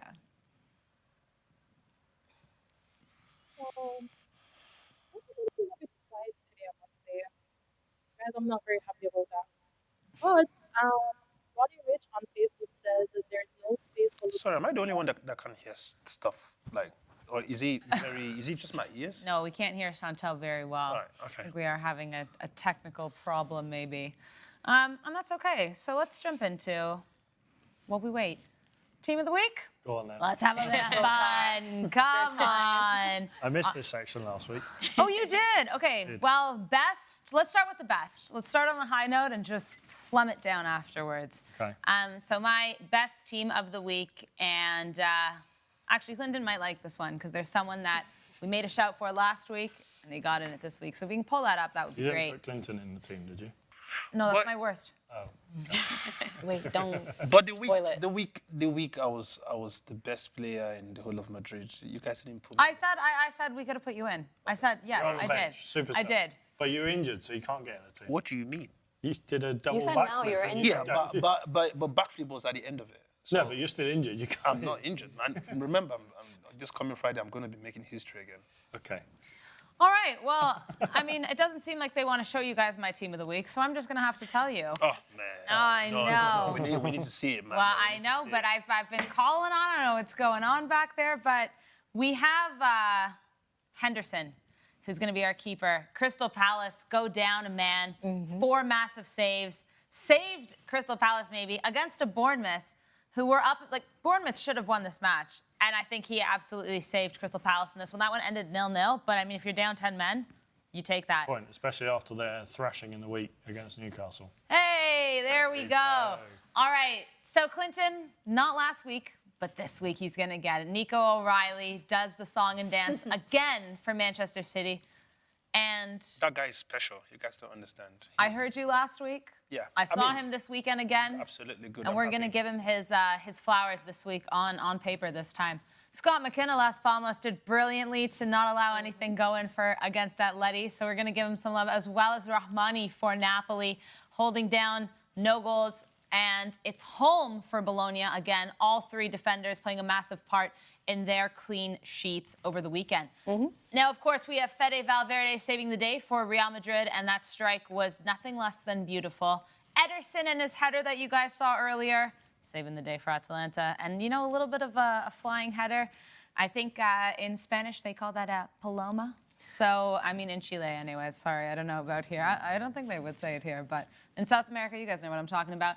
Declan Rice as well.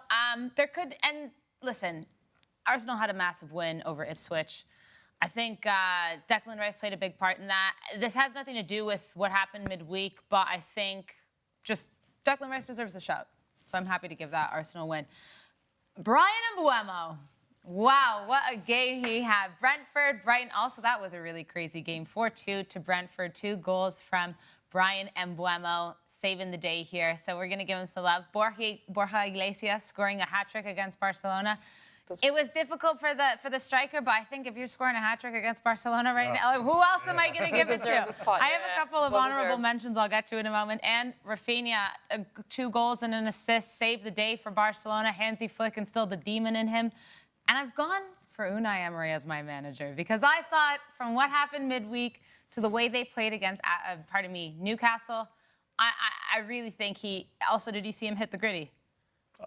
Yeah, I don't think it was the gritty. I don't think it was the gritty, but it absolutely looked like it.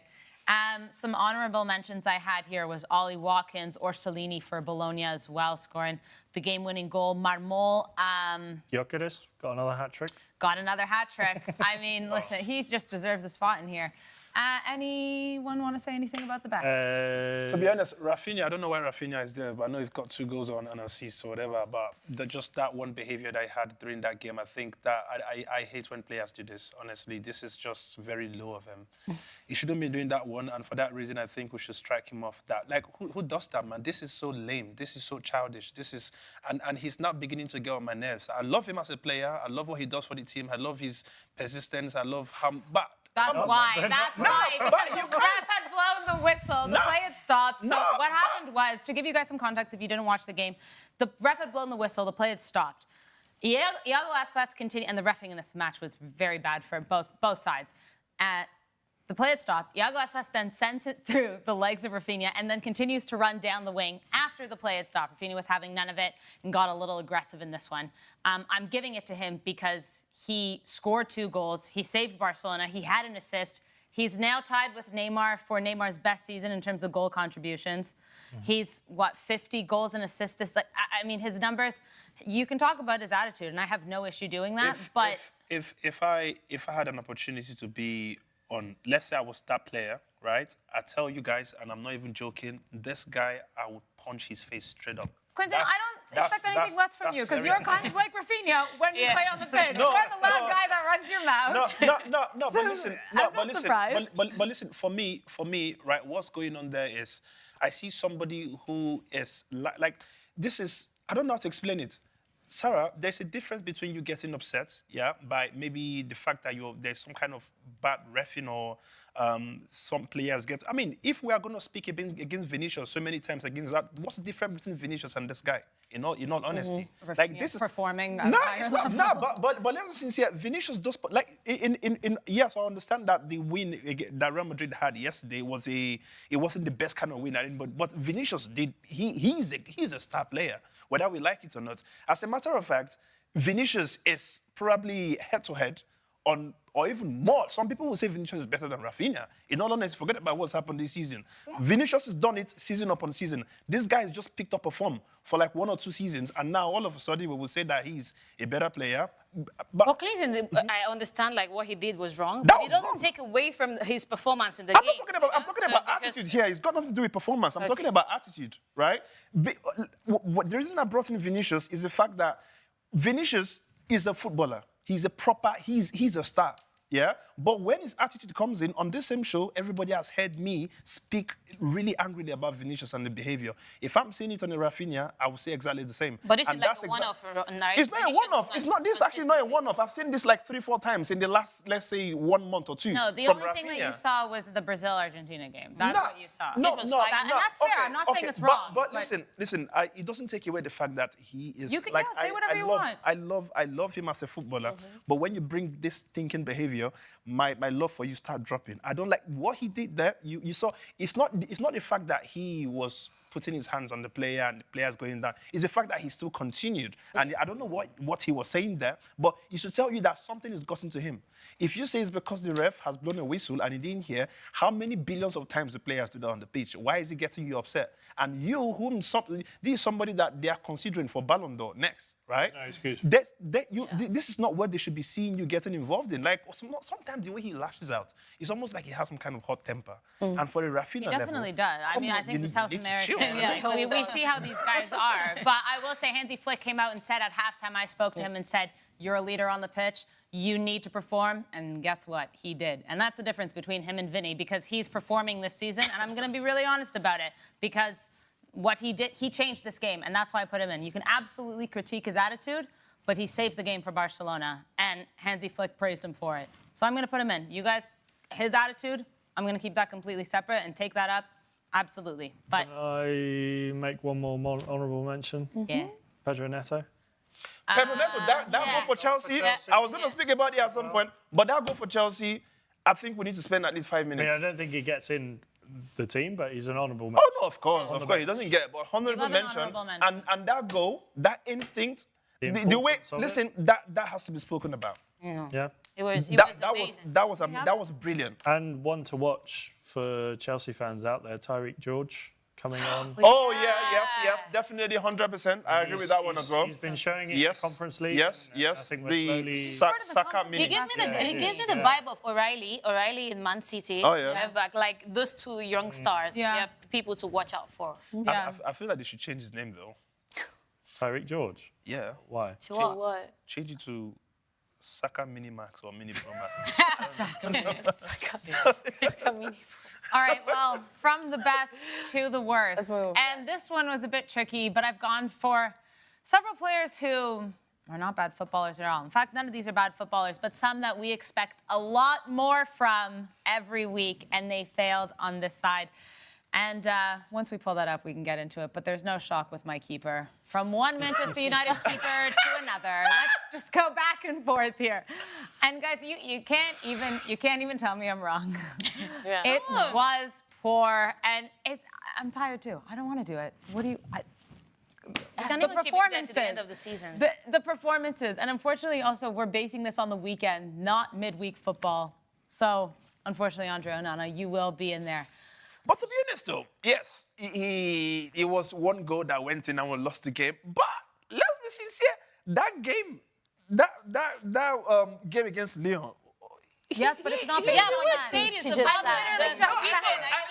I just wanted something good to be spoken about. Because if it was based on the week, it'd be a starting 11 of Arsenal, if I'm honest with you. But it's not. So these are weekend games, guys. And again, it's from the whole world. So remember how difficult this is. But Onana just considered one goal. I'm sure there are keepers who considered like how many. Why is Onana getting there, though? Because he was shocking. No, but they scored him a goal. All right, give me a keeper that you'd like to put in. Any keeper that considered more than a goal should be there. So you're saying the Barcelona keeper? Like, no, sincerely, because of what, no, hold on. Let's really speak about this proper, because I'm not going to sit here and watch this kind of maguma. Okay, don't know what maguma. You know what magumagu is, right? But I'm not going to watch this stuff, because why? The question is, if this is based off on this weekend, why is Onana there? That's the question for me now. Because he was bad. Why was he bad? Because he didn't play well. No, but you don't understand. As a goalkeeper, you don't play well when you concede goals, right? Yeah, literally, that's what it is. If you as a goalkeeper, you play badly but you don't concede a goal, as a matter of fact, you are better than any keeper who played better than you but conceded more goals. Does that make sense? Yeah. No, of course. So my question now is, Onana conceded 1 goal for Manchester United this weekend. Why does he make it to be the worst keeper for this weekend?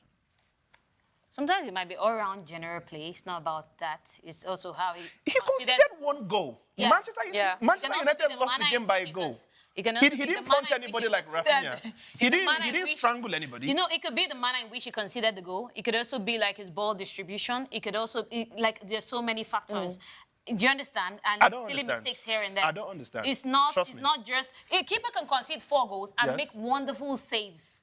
Do you know Yes, that? I mean, And make it's all the happened to wonderful saves. Courtois, It of could have course. been- It could have been worse. No, but according to this, worst goalkeeper. Please, I want us to analyze this. And there's a reason why this is the worst 11, right? Worst 11 is you were the worst in that position. As a goalkeeper, you have one job. Your job is to make sure the ball does not go to the back of that net. To me, you are just doing extra when you are distributing like Ederson. Ederson has like 4 assists this season. He becomes a super goalkeeper, right? This is not his job, but he has more assists than even a lot of midfielders from Manchester United and maybe Chelsea or maybe whatever clubs he has. But what I'm saying is, if we want to look at this worst 11 is the worst in the league at that time. I don't know if you watched the game. I watched the game. I saw the game. Yeah, I saw the game. You're not going to tell me that Onana had such a bad game that he considered a goal and he became the worst keeper for the weekend. So who would you replace him with? There are so many keepers that could go by the metrics. Name one. I just told Sarah you. has given her No, opinion. no. Yeah, that So you was give her Sarah's your idea. worst 11. I know. How about No, and it's our You job. should come up. No, listen, you guys need to understand that. You should No, sit hold on. down in your I'll give you worst. one thing. Hold on. This position, keeper this weekend, for me was the hardest to fill in terms of the worst, because I didn't see shocking. Sure, if you want to say Szczesny for Barcelona, but I watched that whole game. Those were defensive errors. You're going to leave a keeper one-on-one with an attacker. The attacker should win every single time. You know, it's hard for but for me it was and look at the defense. There's a Barcelona player in it. It was defensive errors. I didn't think it wasn't Szczesny's fault. But if you want for 3 goals conceded, that's fine. Okay, But very good example. Why is Ederson of Manchester City not there? because he won Because what? 2-0. Sorry. And also Ortega was Everton, playing. I mean. Everton, Ortega! Sorry, Everton, I meant. I was looking at, sorry, no, I meant Everton, sorry, because they Listen, played when you Everton. figure out who They plays won. for who, No, we no, can no, have a I don't chat. want to. But why is the English goalkeeper not making the worst? Why are you looking at Alex and saying this? No, it's not like I'm looking at No, because clearly this guy lost in his own home. He considered 2 goals So in did his Onana. home. Sorry? Onana lost that. He lost 1. This is 2 in your home. He But- lost to Man City. You can they put lost Jordan to Pickford Wolves. in there. Sorry? If it makes you happy. I'm not bothered. No. True, For I me, think for you me, also for need to me, take for into me, account for me. the Remember, opponent. this is the weekend. Yes. Yeah. Yes. You just mentioned opponents. Yeah. Yeah. In all honesty, Manchester City, they've not been the best team this season. True. So far. However, maybe we will not compare them to a Wolves against a Manchester United. However, Onana only conceded 1. And we have a Jordan Pickford, whom currently this season they've been on fire. And then you lose, you don't like 2 goals in your own home. I think you deserve to go there. No, it's not just the all-round play. Did you see the game? Sorry? Did you see the game between Man City and Everton? mean, it they're was a all very tough. Slightly, It was a tough slightly. affair. It was a tough It was affair. a tough affair. There's no affair that's easy in the Premier League. right Yeah. now. So If I was to make a choice for goalkeeper, I'd go with Alexander Nubel for Stuttgart. They drew 4-4 with Union Berlin. He didn't have the best of games. Let me even go. What about Ipswich versus Arsenal? But I thought about Ipswich it. is home as well, and this keeper But then considered I 4. I thought about Ipswich, and you know why I didn't put him? Why? Because Arsenal is one of the best teams in the league, and Ipswich is one of the worst. If they're not going to stand a I know what you're saying. as well, But this same look at Ipswich, Verbruggen. they footed against Chelsea. Like, I mean, different. Damn. But no, You are shooting at Alex right no, now. no, it's not even about. But now the fact is, this is the worst team in the Premier League. This is not worst team against big team versus small team, right? We have to go all in, right? I feel like, in fact, in football this weekend, Ipswich goalkeeper should be mentioned because he deserves it. But if you look at the prime example, Let's give him honourable mention. Verbruggen. Onana deserves honourable mention, but this guy deserves to be. Okay, good. I think it's. There's Sorry. examples like Verbruggen.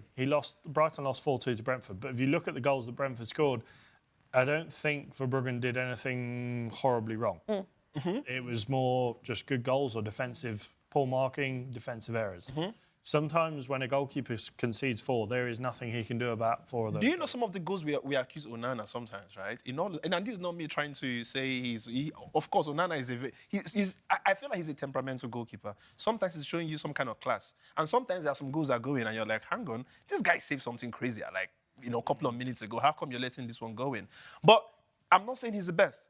But, Sarah, that was your selection. However, I know that there are like 3-4 goals. For example, though, with Jordan Pickford, Everton and City, he still made 4 saves, though. So even though he let in 4, he did more. How many saves did Onana have in that Wolves? Could we check it?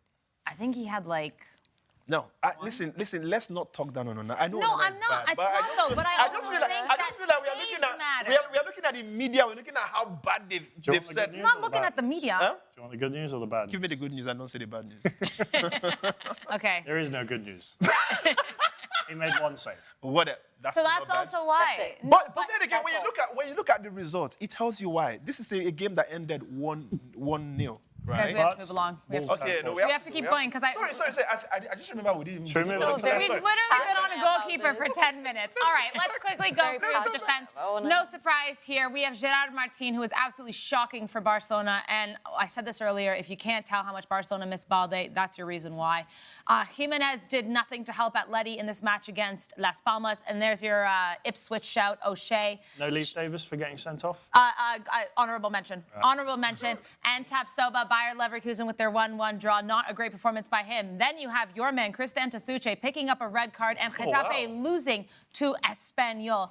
Yeah, you remember this guy was in your best 11 like last week? That's why we love this, because you go from my best to my worst really quick. Sancet is in there because I thought he came on in this match against Real Madrid and didn't help whatsoever, and we're so used to seeing him perform brilliantly. He tends to be... Was he not in the best last week as well? That's what I mean, and he was also in Alex's Oh my goals. God. Oh yes. So that's why there's a few players here. He's one of them. Nico Barella, my, for his standards, had a horrible performance for Inter Milan. Pulisic for AC Milan, same situation. Alexander Isak, where were you? Where was he? Where was he? Nowhere That's to true, be though. I found. agree. He I was in agree. the pockets I agree. of Ian Maatsen. And of course, João Pedro, another Brighton player that was sent off. Brighton absolutely capitulated this one against Brentford. So it was Brentford, right? Yeah. So that's why I've also gone for Fabian Hurtzler as my worst manager of the weekend, because that was just a crumbling for Brighton. Can I just ask? Obviously, I'm not trying to solicit for Isak. Isak, one of my best strikers, obviously. Well, we love him. Bad game, yeah, of We course. love him, but for his standards. But for his standards, yeah. Why is Højlund not there? Oh, so now you want a Manchester United player? No, listen. Like, I'm not a biased person. I don't care. Like for me, if you're good, you're Højlund good. If was you're horrible. bad, you're bad. Højlund was Højlund horrible, has been horrible all but his life. I think maybe from my perspective, Isak did nothing in this match against Aston Villa. He's you one would of the expect leaders more. of Was Højlund Newcastle. not Burton as a substitute in that game? He was pulled was- off Yeah, so- oh my God, Alex, who here? No, I think he started. Started right? the game. Yeah. Isak Callum was Wilson. terrible. Callum Wilson. Yeah, He yeah. was pulled off for Callum Wilson because he wasn't doing any. That's not Alexander Isak we know. you He's expect one more. of the best strikers in the Premier League in the world. So for me, there's a few of these guys like him where it was bad for his level. And that's how I was looking at, especially a massive match against Aston Villa, and you're not showing up. Yeah. That's when your team needs you. So that's why. Højlund you can put in there if you want to. Can I make a honourable mention for manager? Oh, and Anthony Robinson as well gets in there for Fulham. Sorry. I was going to say, well, actually, even for the best honourable mention, and it feels strange saying this, but Enzo Maresca, I think the changes he made at the weekend to get the win for Chelsea he deserves a shout for Manager of the Week. Worst Manager of the Week, I'm going to say Graham Potter. West Ham drawing 1-1 with Southampton. Yes, I know they've got nothing to play for, but to go into a season drawing 1-1 with a side that's been relegated, the earliest that we've ever seen a side get relegated in Premier League history, when, yes, I know he's come in the middle of the season, he's replacing Julian Lopetegui and he hasn't had the time to build a squad, but I'd want some intent. Whereas United, they've got the Europa League to play for. West Ham have nothing to play for. I'd like to see, and if I was a West Ham fan, I'd be disappointed that we're not ending the season with just something positive to end the season on. And I think Graham Potter deserves a mention. All right, well, we always love ending the show with the best and the worst. It always gets a little bit controversial, but we are heading out for the evening, guys. A lot on Mondays always to get through. A quick reminder that Sporty TV now has the Baller League. It'll be on YouTube. So from 6 until 12 tonight, new UK league-based football, so make sure to check that out. Like I mentioned at the top of the show, we have Leeds and Stoke coming up for Nigeria and Ghana. Later today, we have Al Hilal and Al Shabaab, and we'll end it all off with Girona and Betis. Sporty Live have the preview on that one, so make sure you stay tuned. We're back again tomorrow, same time, same place, to do it all again and get into more of what happened this weekend. But until then, as always, enjoy the football.